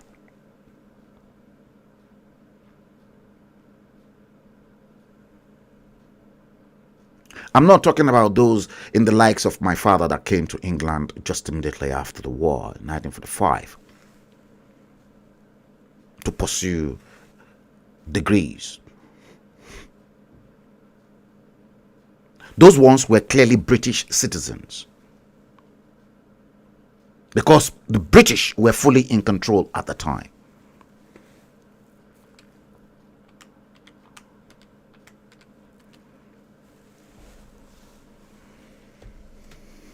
They were in control. And if you had to travel, as at that time, you would travel under a British passport. But what then happened between that period was because of the fracas in the western region. Remember, Chief Obafemi Awolowo resigned his position as premier of the western region because he wanted to go into the center of politics to be the prime minister. The Queen was the head of government. And as at this period, what many of you don't know is the fact that if there's any litigation or a case that will end up in the Supreme Court of Nigeria, between those periods when the Queen was the head of state of Nigeria, you see, people can make appeal to England for the case to be reviewed by the Crown. And whatever decision that's been made in England is the final. So in other words, the decision by the Crown in England supersedes the decision of the Supreme Court, because the Queen, Her Majesty, was the head of state. But because of the fracas that both Nnamdi Azikiwe, Tafawa Balewa, and Ahmadu Bello caused in the western region, to which the Governor General of Western Region, the late Royal Majesty Oba Adesoji Aderemi, then sacked Chief S.L. Akitola as premier. This case ended up in court. Who were the bane of the problem? Zik and, guess what? The Ajegoros. The North. They set Western region on fire. The Crown Court in England, gave the verdict over to the favor of the Governor General of the Western region, His Royal Majesty, the late Oba Adesoji Aderemi. And the problem started. And guess what? Just because Zik was a ceremonial head, and because the courts in England gave the verdict to those that presented a common grounds for why the North and the East colluded to cause destabilization of the Western region. We're not comfortable. And then both Eastern region and Northern region then teamed up to now say, oh no, we have to stop the Queen from becoming the head of state. We want our own sovereignty. So we want to be a full-fledged republic. Exactly what Scotland wants to do to the United Kingdom. And exactly what Australia are planning to do for the Crown. And that was why 1st of October 1963, the Queen ceased to be the head of state. And then you then became a federal republic of Nigeria. And that was when the 1963 constitution then came into being. Maybe if I have the time, I'll go through that constitution with you. And from there, the beginning of the breakup of Nigeria never stops.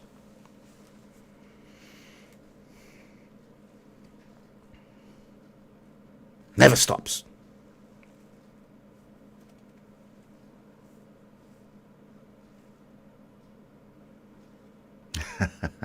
(1969) Esther Iwetuga.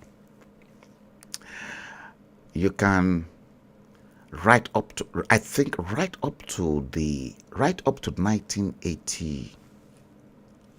You said, I have been abroad since 1969. I was not following all this nonsense because we came here. Yeah, with the no visa and no restriction at all. Yes, of course I remember that. In fact, right up to let me tell you, even in 1979, 76, in the early 70s, You don't need a visa with a Nigerian passport to come over to England. You come over to England, they look at your passport. How many days do you want to? You tell them you want to spend just 5 days. They give you 1 year, no restriction. Right up to the early 80s.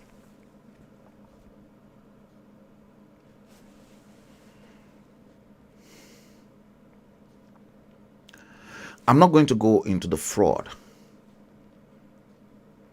many of the businessmen in Nigeria inflicted on British manufacturing. That's not a topic for today. How the Western world then started to blacklist Nigeria.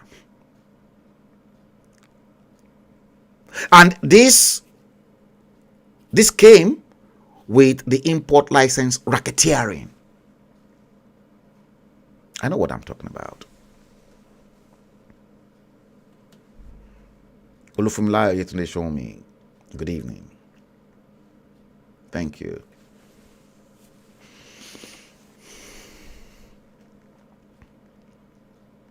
Yeah. Now, let me see this if yes, let's do this. I hope you guys are having fun. Yes, Esther Wetuga, let me see this comment again. You said the biggest fraud creation was so many states. Yeah. 19 states, then 36 states. Correct.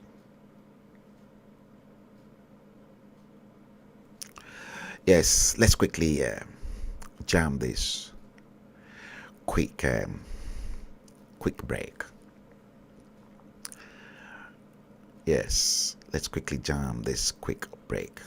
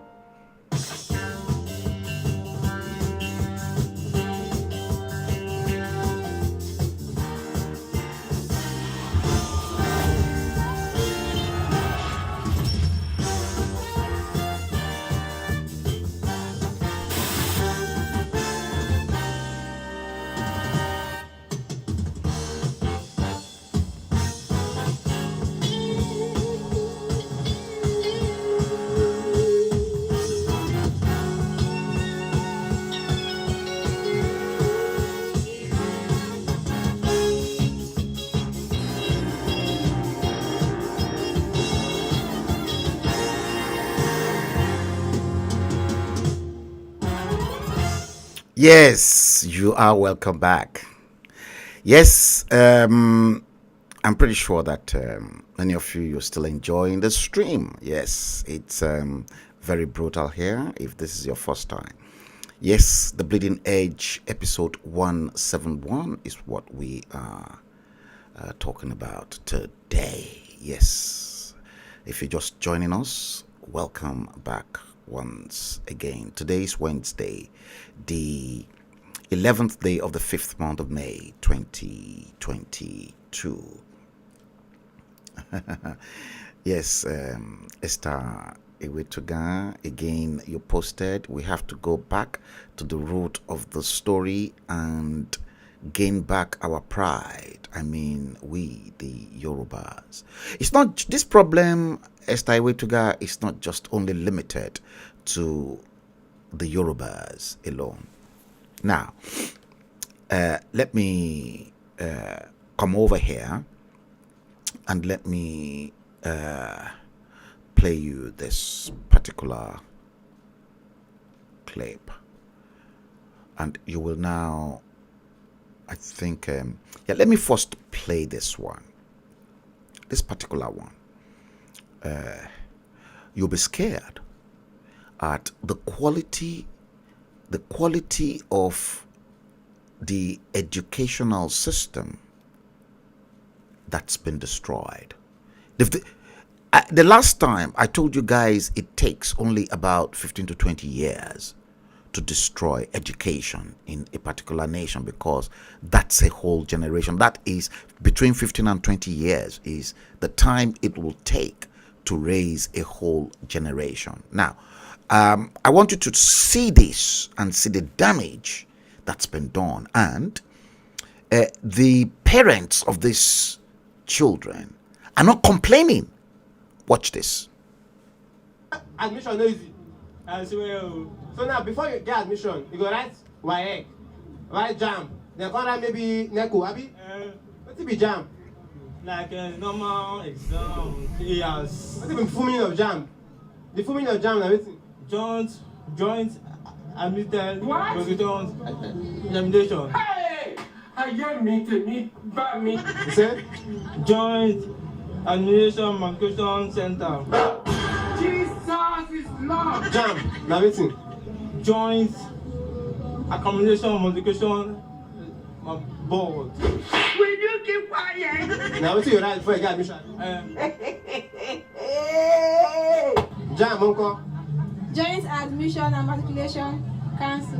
You see that? What about WAEC? WAEC, West African Standard Council.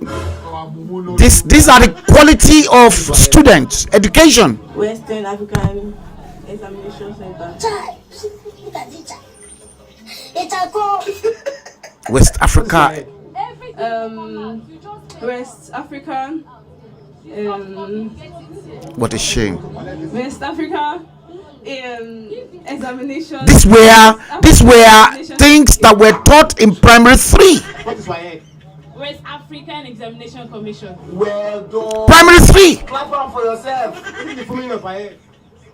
West Africa Council.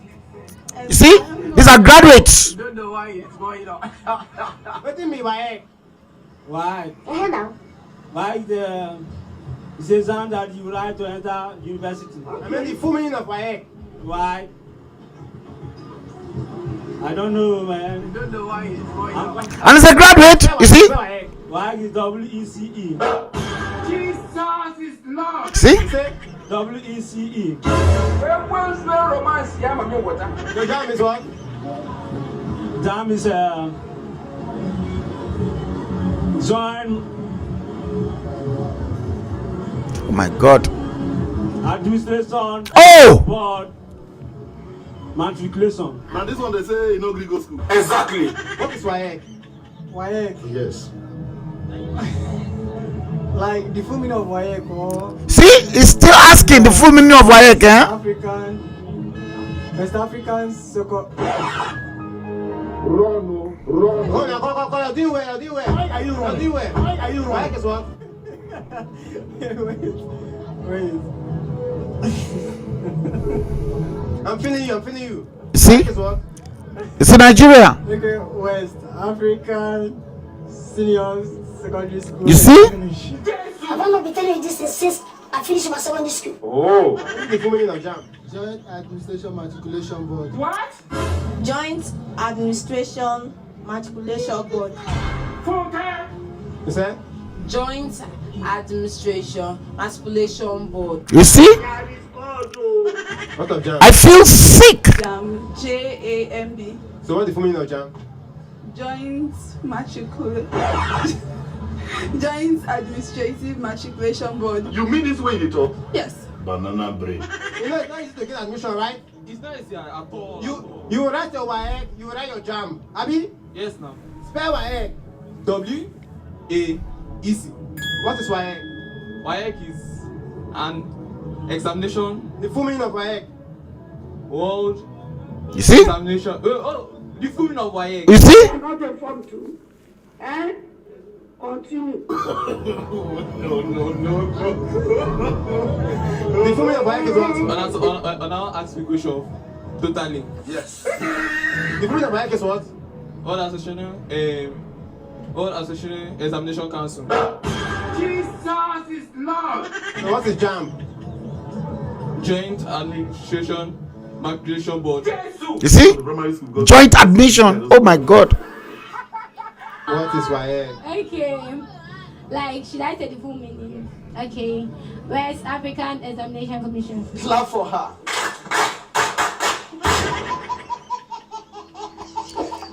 That is the quality of students that they are producing out. Now imagine, there was another clip I watched to which a graduate of civil engineering. They were asking him, what is the full meaning of BSc? Doesn't know what Bachelor of Science is. And this guy graduated with a 2-1, second class upper in civil engineering, slap in the face.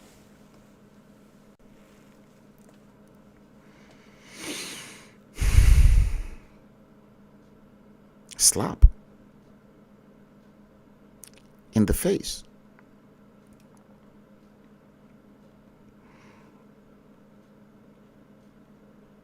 You are in big trouble as a nation when you get this.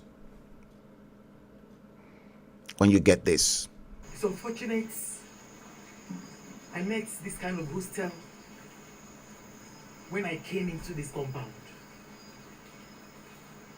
This video I'm making it in the night may not be clear enough, but I'm sure you are seeing what I'm saying.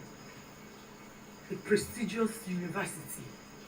University of Nigeria that everybody... University of Nigeria Nsukka.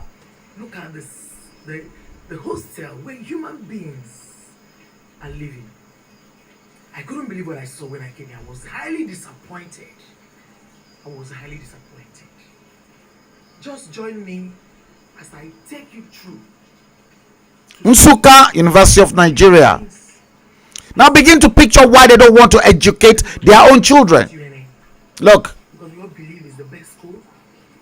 But how could a school of this nature, a big school, name the name of Nigeria, bring children that are born by human beings and dump them here like goods? Even goods cannot even live in this kind of place. It is terrible. It is terrible. It is terrible. I couldn't believe my eyes. Let me just take you through. What they are paying, yes, it's too cheap. You know? University of Nigeria, Nsukka. Drive the maintenance of this place. But then, is it not better they pay a reasonable amount of money? It's not better they pay a reasonable amount of money, at least to get value for their money. Is it not better? 5,000 naira for a semester is too small. In my days, there was nothing called private university. this hostel. Look at rats climbing up to the 4th floor. This is the 4th floor of Nkrumah Hall or whatever. In fact, it is already late. I wish I'd done this in the night so that you see the compound where human beings are staying. When I came in here, I didn't know that human beings are living here. I was like, maybe we're still going to the hostel. And when they told me that this is the Nkrumah Hall, I said, do you mean people are living here? I mean, do you mean that people are living here? The room where my daughter is staying now, this is what I brought out. Everywhere so dirty. I couldn't stand the sights. I mean, I could not stand the sights. I couldn't stand it. Let them pay. Let them pay. They let them. University of Nigeria, Nsukka. University of Nigeria, Nsukka.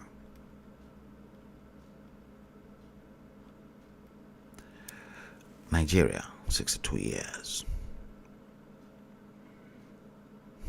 after independence.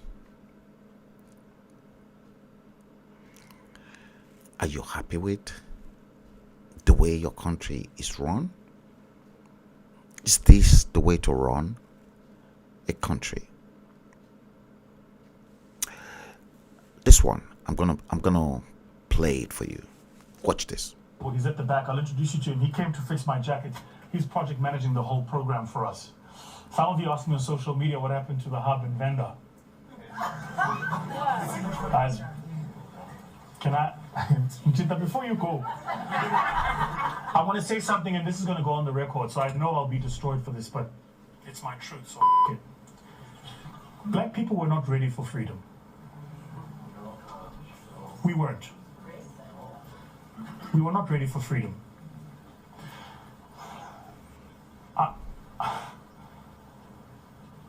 I've studied everywhere we have been liberated, whether or not we were able to liberate ourselves from our own bondage. And it's a deep question. So, study us as a people. This is not a criticism, it's a reflection. If you differ, I'm happy to share perspectives. But study us as a people. You notice that everywhere where we are in bondage, we are phenomenal at fighting for our liberation.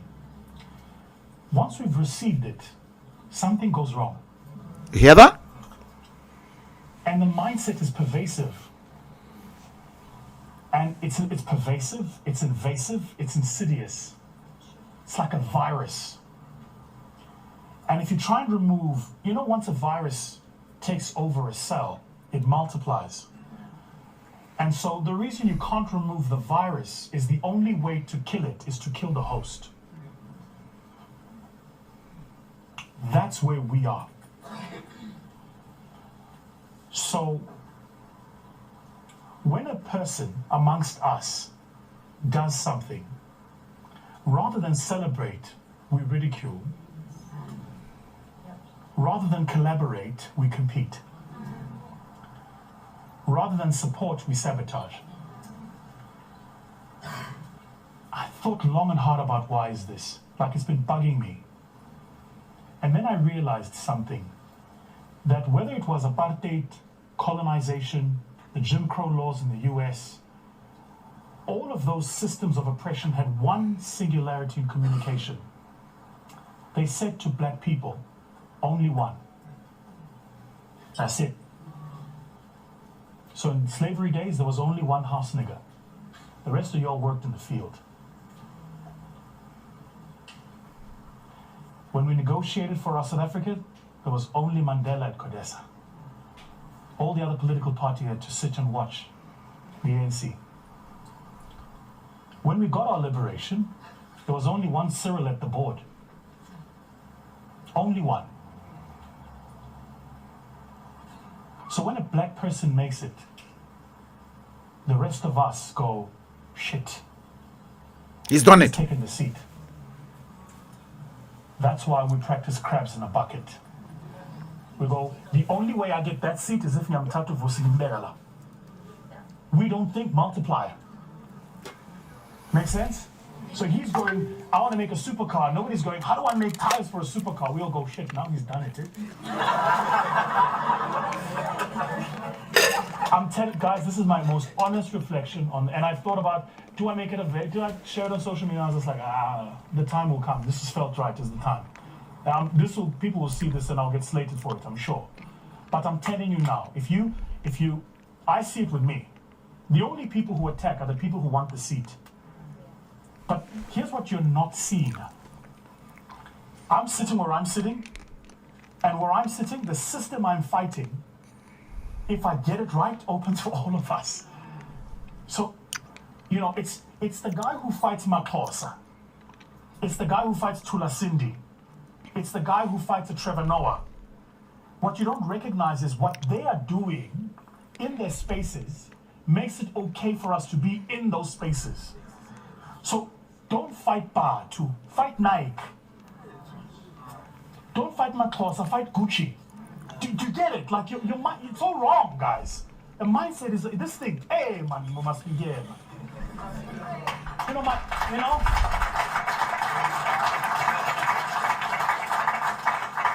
My uncle always says, "Ndonak, how name dula oblanga tanto? How name dula?" Okay, cool. So the point I'm making, and so I don't want to get into the details of what happened in Venda, but let me put it to you this way. We got sabotaged. We went in, we got the land, I invested. Listen to that. Over 8 million rand building our hub. We went in local supplies. Everything in my hub was done by local people. The paving, the electrification, the fencing, everything. 8 million rand I pumped into the local economy of Victoria. Then you know what happened? Proper sabotage. The municipal manager, black people, the mayor, the commissioner of police, the police station manager, even the judge at the High Court were all in South Africa. I've said this publicly, let him sue me, I got the money. And I asked myself, why would they do it? Because it's very simple. In their minds, a young guy can't just come, No. He must respect first. See, black people's mentality. Our hub was going to be free, guys. Free. State of the art, running 4G networks. We were offering 200 accredited courses with the University of Pretoria, 100 more by Gibbs, and 100 by the London School of Economics. Collectively, the courses alone were going to cost me 4 million. I was going to find young entrepreneurs in the area, educate them for free, to walk out with a diploma or degree. Then I was going to give them a hub that runs for free. You can just come and use it. Network, Wi-Fi, anything you want, just come and use it. It's yours. Why? Because it just makes sense to. The old people didn't see it that way. I think a lot of us are going to have to make a decision about who we're going to give the future of this continent to. Because Africa. Now the old ones, they ain't got a clue what they're doing. Africa. They don't have a clue what they're doing. When you're going to pitch at that big business, I'm going to share some news for you. Write it down. I want to listen to this gentleman. When you're going to pitch for that opportunity at that big business, let me tell you, Fantonder is the one supporting you. Mantla Sbego at the borders. Africa. That problem is not only limited to Nigeria, the entire black race. Narada Franklin, good evening.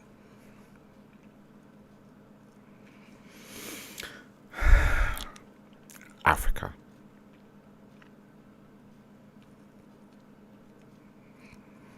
Africa. Let's go a little bit deeper before we start bringing the stream to an end. I need to go into this folder. This one. And then that one. I think it is the next one I want to play for you. It's so tragic. Now, before I play that one, let me first of all bring you this one. Now, I want you to guess who is in this video clip. Guess. They throw away money this way. Their husband only drinks champagne. He doesn't drink any other drink. Champagne. They throw money away lavishly this way. And then I continue to wonder, oh, is it the white man? Is it the British? Is it the Americans? Or the Russians? Or the Chinese? That said to them, go and throw this money away. Watch this clip, and then I'll play the next one for you.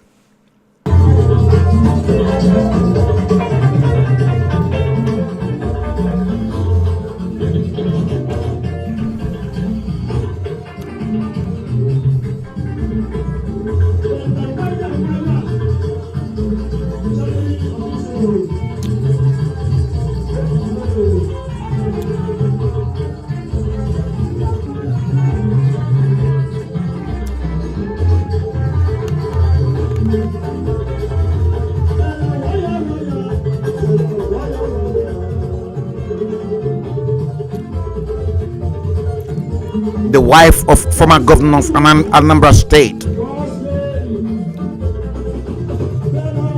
Mrs. Obiano.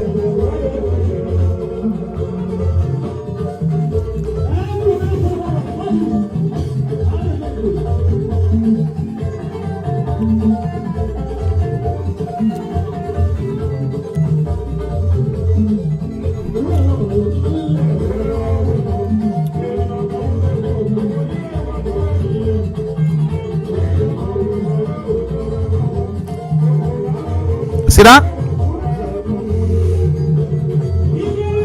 Is that the white man's problem or your own problem? No hospital, no schools, nothing.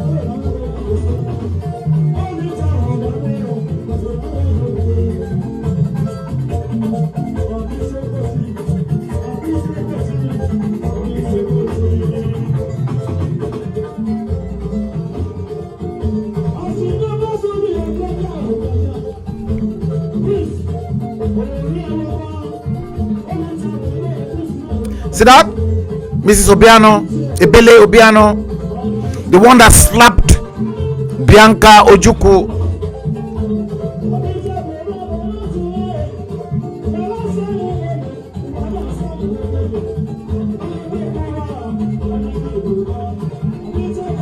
You see?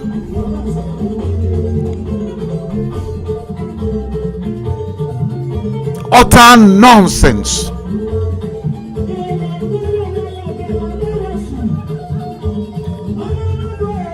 See her? See?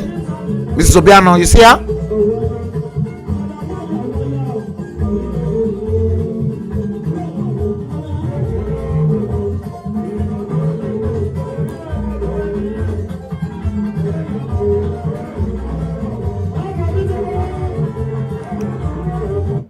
Yeah, let me bring in my camera. Yes. You can clearly see that.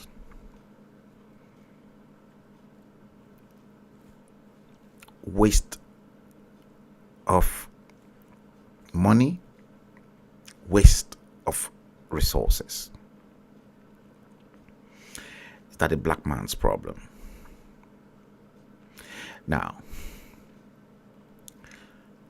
come and see this. Now come and see this. In the same country, watch this. In the same country, loot, Lagos University Teaching Hospital. Did you hear this? Lagos University Teaching Hospital. Watch it. Show you the living condition of mothers who have babies, who have neonates in loot. This is where people sleep. Now they made available a lodge. The lodge is not good enough. The lodge is in terrible and poor state. And as of this morning, mothers were thrown out without prior notice, without anything. So we're going to post this. This is the reason why I want this to go viral as much as possible. Repost, tag anybody you know. It just shows that the common man in Nigeria cannot get good health care. Why then are we spending so much money? Some of us in the past 4 weeks, we spent over ₦1 million on our babies, and then they throw us out without notice. This is what happens. This is loot. This is the federal government hospital loot. This is what it looks like. This is where people sleep. Mothers who just had babies. This is where they sleep. This is the situation. This is the situation. This is the current situation. This is the current situation of this country. A country where we are treated like animals in our own homes. So yes, we're taking the fight to those that matter. When we were fighting for NSAS, we didn't know, obviously a lot of people don't understand. The health system in this country has deteriorated. Yes. Loot. The same teaching prime teaching hospital in the country. Prime teaching hospital in the country, and also in the same country. Then you get this type of moronic idiots that I identified for you. Watch this.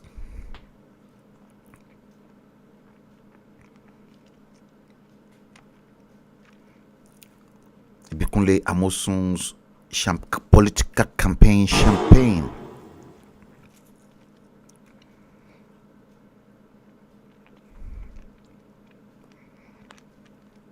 Yeah, you can see that. Mothers.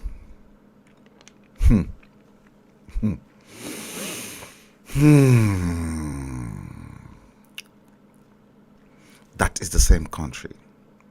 Some people are flipping so proud of.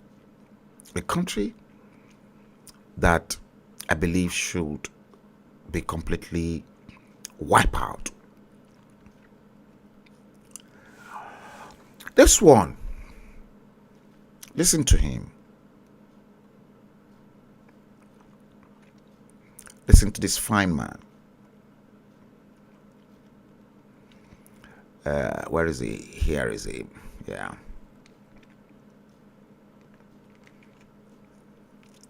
Yeah. I want to dedicate this video to my new friend, my diaspora friend, Soji Olasende. I got inspired to do this video after we had our chat. And this video, I'm going to title it Slavery and the Black Accomplices of Slavery. The present day black accomplices of slavery who are perpetrating the evil that our fathers did years before, who are keeping those evils revolving on the black man. Look, the greatest danger to the black man is not the white man. Did you hear that? The greatest danger to the black man is the black man. And his black on black desire for glory where he has not worked. Look, when we talk about slavery, a great portion of what happened during slavery was perpetrated by black people. Yes. The British Empire colonized India and other far-flung countries. But you will not hear spoken of all those regions where slavery was perpetrated, such as it was in Africa. And so when you talk about slavery in Africa, you need to talk about why was there so much slavery? Why was the black man taken into slavery? Who took the white man and took them into the interlands? Who was the merchandiser? Who was the person? You see, I've treated this with it. And things like that. These are wicked black people who sold their black brothers to the merchandisers. Look, something Madam Tinubu about the white man is that he's a capitalist in mind.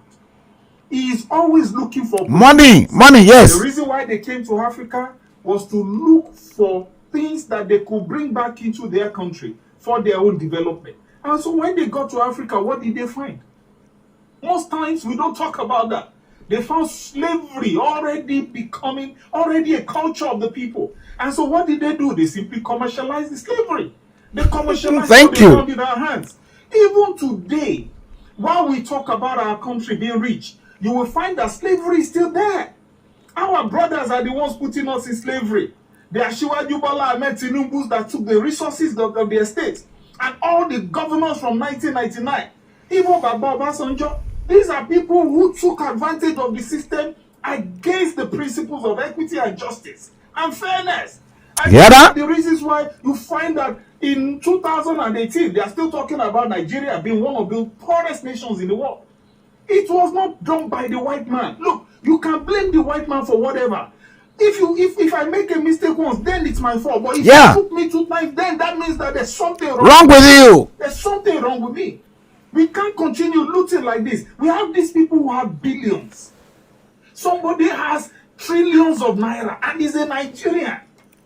While there are so many poor people, people have trillions of dollars stored up in their house. They are Nigerians. They are our brothers. They are not white people.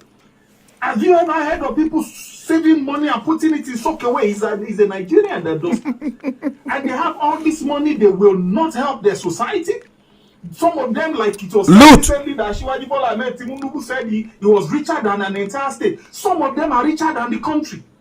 But they will not stop this gluttonous pursuit of the wealth of the people. There is a day coming. Look, when slavery must end, when citizens in Nigeria must say no to these people, irrespective of whatever political benefit they have, you are getting from them. These are the things that will save us. We cannot continue serving this crop of Nigerians, wicked-minded people who took the resources of the land. Some of these people are worse than ritual murderers. They took the resources of the people, impoverished their own people. People are giving contracts to build roads. They won't build the roads. They will take the money and keep it. Correct. Become rich while the rest of us. Socio-Cultural. The money that made them rich is the resource of every Nigerian out there. If you're a child that dies as a Nigerian in the hospital, the people that stole the money for that child to live are these rich people. Look at loot. If you have a Nigerian suffering, not going to good school, the people that took the money for those schools are these rich people. And then when it comes to election, they will come and patronize your foolishness and tell you that I don't have 24 million to buy form. They want to come and become like you. They know that you are foolish. So they want to be like you. They know that you like drama, African magic every time. So they patronize your foolishness. I hope that you will learn and open your mind. Yeah. And remember the words of Allah. Stop suffering and smiling. It's better they find a frown on your face so that they are afraid than for you to continue saying Baba oh, like a foolish man. I pray that this will meet you in a good place. Soji, this is dedicated to you. I hope that my country will change. I love this nation. I love this land. I love this man. The problem is that I don't. bad leaders. All of them, mention them from 1960. Wicked people that have You not see? done anything. From 1960. Employees, they pay salaries to. They have not created Exactly what I've been saying. They have huge mansions that are worth 1 billion. Who has it benefited? Who is benefiting from it? When they die, people like us who are born poor, who they've impoverished, will be the ones buying those places. I wish you guys peace. Stay blessed. God bless. Indeed. You hear that? You hear that? Now, let me come back into this one. Remember,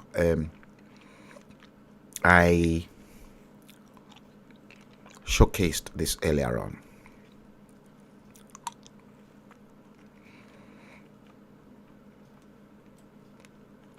This Nigeria socio-economic class system 2022. The high class, the wealthy, the elite, the middle class, and then the bumper ass class. Those that are at the very, very low end, below ground of the bottomless pit. They are completely demoralized. The high class, the only class they were unable to destroy is the middle class, because they need the middle class. Because the wealth from Bola Tinubu, Babangida, Obasanjo filtered through to the middle class. If we can manage to destroy the middle class and strangle the middle class, the high class, they are not more than 1,000. And by the time the middle class is destroy the middle class, strangle them, attack them. Never think of the fact that, oh, they are the one giving you peanuts all the way from the high class. They will beg the high class to reconfigure, restructure. Bumper rastas. bumper rascals, class that don't have any hope. Let's now come here, and then you will see why the bumper class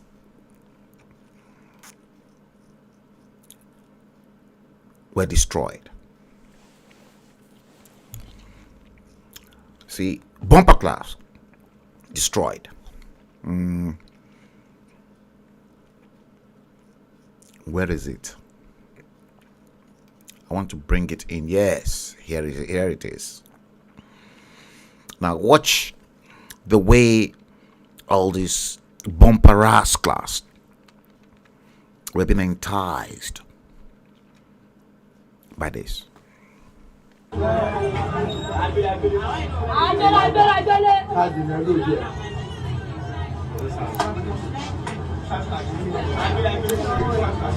Now you see the guy giving them the free recharge card, Bola Tinubu's recharge card. That guy happens to be an agent of destruction because he knows fully well that they are destroying the society. His own children too will be destroyed. His generation will be destroyed that are yet unborn. And he's aiding and abetting those moronic elements.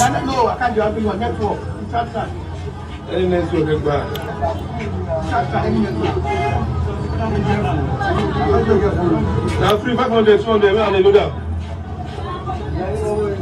Now free. Now free, every branch. See that? See that?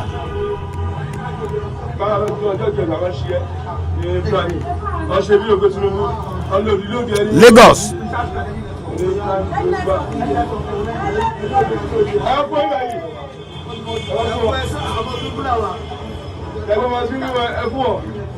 Lórí eruku ni wọ́n o.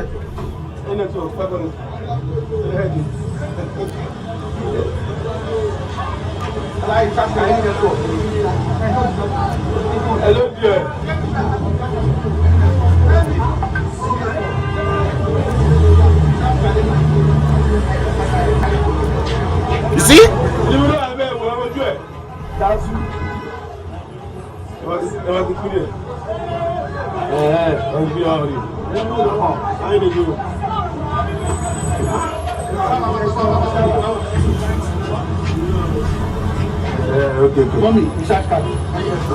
You see? They are done. They're done. They've done. They're finished. You see?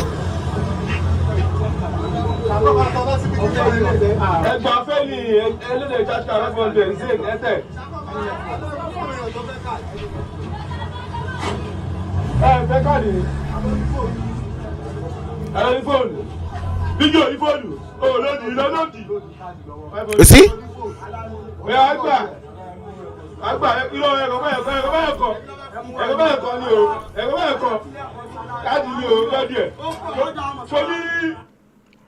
You see? They first impoverished them.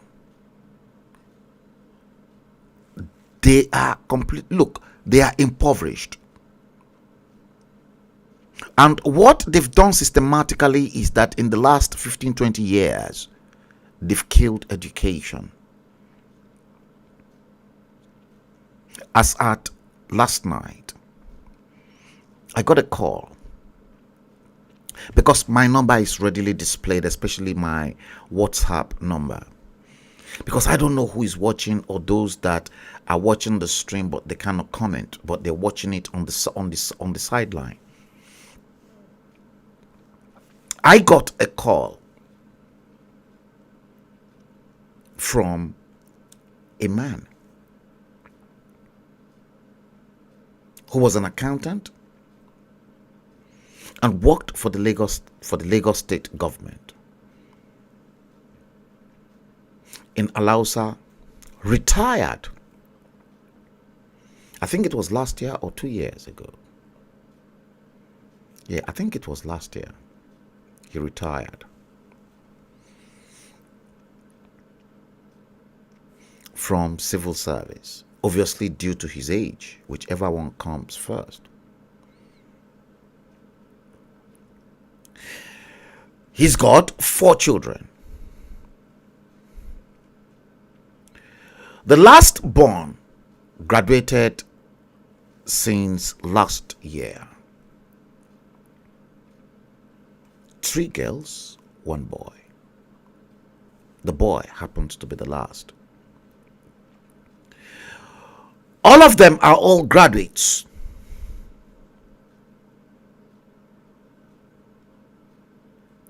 And as at now, those ones that even graduated about 5 years ago, they couldn't get a job. No job. So they all wake up every morning without nowhere to go, no employment. That is the situation they've plunged that country into. And that guy giving out the hopeless recharge card, to which I believe, as I was told, that anyone that use that recharge card, they are in trouble, because those recharge card they're giving out as election souvenir or election bribe will hijack, will get all your phone details, including its IMEI.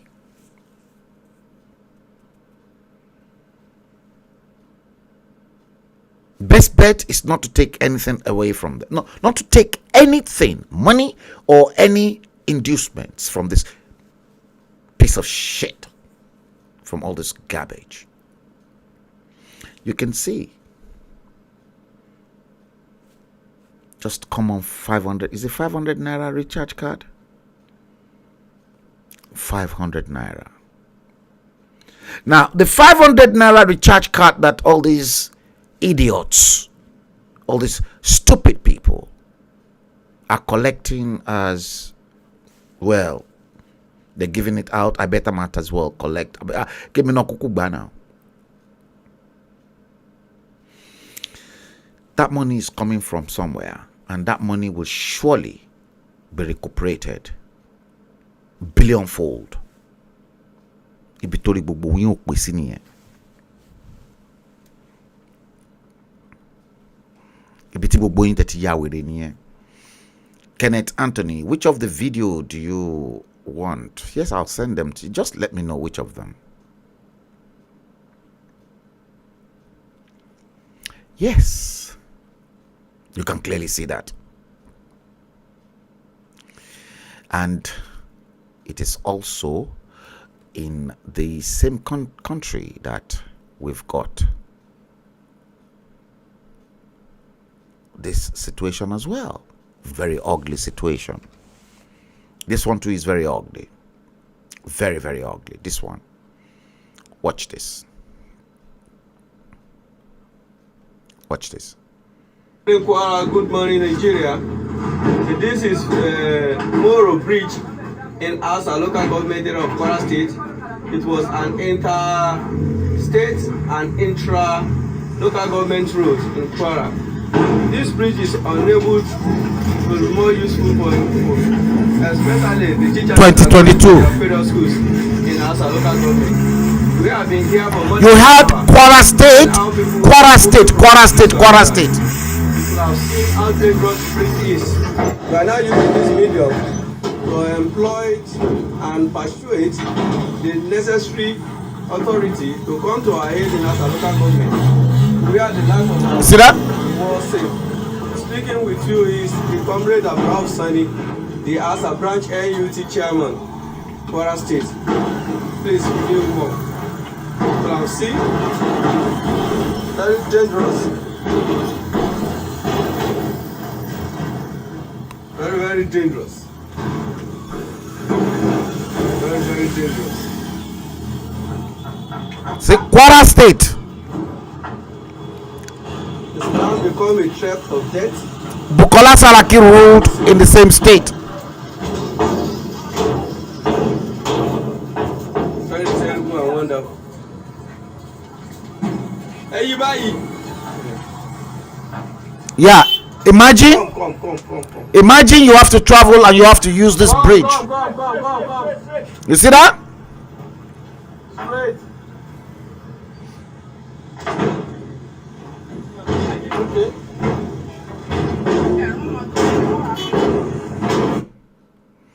Yes, Bukola Saraki ruled that state. And he's still ruling up till today. And that is the same man. This same man, Bukola Saraki, who was the governor of that state. See, this was him in Lagos. Hear this man speak in Lagos. Over to you. That cannot unite the entire country. You need a president that is a bridge between whether it's the north and the south. Where if it stands, the north will say yes, it's our own. The south say yes, it's our own. You hear that? You need a president that is bold and courageous. Because the problems of this country need courageous decisions. You need a president that has shown experience. There are many people aspiring as Osaro said. But how many has been on this side as a governor and this side as head of the legislature? Because you need the truth to make the changes. A lot of us say we want restructuring, we want the it's not by now. It is by law. You need a man that has experience. See lie? See? You need a president that even those, especially the news in Lagos will be good when Nigeria is good. Because the best place any investor can do is Lagos. So it's important to draw the notion that Nigeria must work. You need a president that business people will say, is that your president? I am coming to Nigeria. The reason why you are seeing Nigeria borrowing no growth because no policy is coming to. You see, Kwara State, you've just watched the bridge and somebody is preaching. See, this was the same man that never educated anybody in Kwara State, to which I questioned on an educational summit when he was governor of Kwara State. I questioned his Bukola Saraki's commissioner for education, who came all the way from Kwara State in Nigeria to number 9 Otumbaland Avenue just to tell white people and the rest of the diplomatic world in an educational summit that he would rather educate Kwara State children under the tree than not to educate them at all. No, it is better not to educate them at all than to educate them under the tree. That's what I have been facing. That opened up my eyes to now begin to think twice about that nation, that fraudulent nation called Nigeria. Shigebutu Mubanzani, Tamboroba.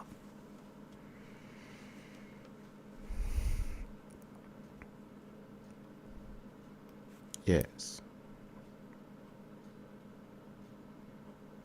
It's shithole. Nigeria, shithole. There's nothing to be proud. Now, see, it is the same country, that you've got a presidential aspirant. A presidential aspirant who wants to vie, who wants to be the president, and look at the filthy state of his state. It's normal for people to spit on the street when a country is a developing country. You know, people litter the street. Whereas in wealthy countries, it's normal for people to drive and walk for tourism. But I beg to differ. I think the look at River State. Varies. There are countries and communities with very little money whose cultures call upon them to be tidy and clean. There are comparatively wealthy nations that look like pig pens. And this is a case study. This is River State, the garden city of Port Harcourt. We wake up every morning to this rubbish. When is this going to stop? It looks like the government is taking us for granted, right? If you love the city, keep sharing this video. Something should be done. River State cannot. They say it's River State. And you get the same here, some Wiki. That Wiki state. They are all the same. They are all the same. Let's go a little bit further up to another African country. And then I will now try to see if I can. Let me see. Yes, this is the one. Let's try and go over to Uganda and come and see the way black leaders are treating their own black people, and black people that are supposed to take all these leaders on head on. Look at what this minister kept on saying on a CNN interview. You said that everybody is free in Uganda, and yet you, as Internal Affairs Minister, in March presented a list to Parliament of 177 people who were under military detention. And later President Museveni said at least 50 people had been arrested for treasonable acts of opposition. Is this the sign of freedom to you? What? Larry, let me first of all congratulate you for the good job at the CNN, and actually for finding a suit that looks like mine. You are doing a good job. But I would like to remind you where you come from. You are just from here, Kenya. Okay? And where you come from, you know you don't ask such questions to the government. So I will give you another chance, Larry, and please rephrase your question and ask with a bit of decorum now, knowing that you are addressing a government official. What do you consider treasonous acts? Is it being part of the opposition? A treasonous act is organized. He was threatening this guy on live TV. Government to that of President Museveni, a treasonous act. Is opposing President Museveni a treasonous act? Larry, you are insisting on the issue of treasonous, and I would like to get down with it. One, the government had said categorically that there are places that are meant to be tree zones, and so when people went into the tree zones, they were known as from treason.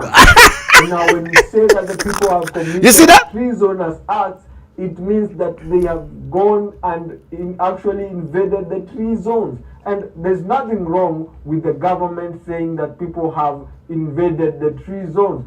And I don't see how the tree zoners are affecting the coming of the Afghanistan refugees here in Uganda. And Larry, I want to remind you again that when a verb comes before a noun and the pronoun, and the verb is a product of the noun that comes before the adverb, then it means that the proverb is also a pronoun and a product of the noun that comes before it. So the trees... See, this is the problem with Africa. See, they were asking him about a question on treasonable felony, and then he changed treason to tree zones.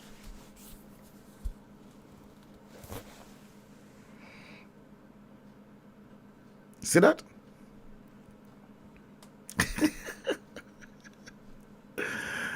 Oh dear. Okay. Let's now start. Let's begin to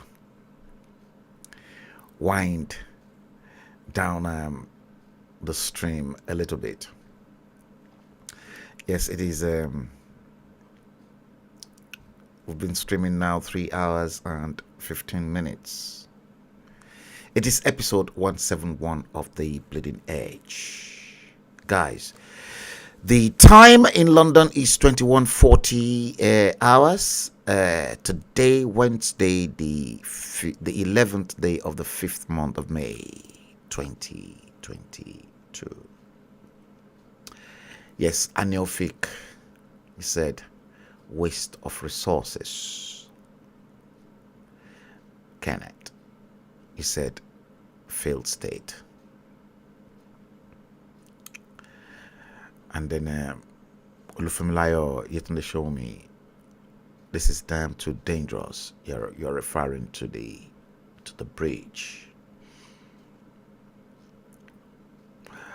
Esther Iwetuga, the whole country has fallen apart. They need to dismantle and each go and rebuild their own country.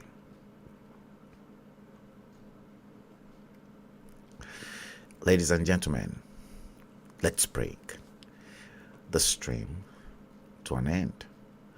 In the next episode, we're going to treat episode 172, and it will be an offshoot of this particular one.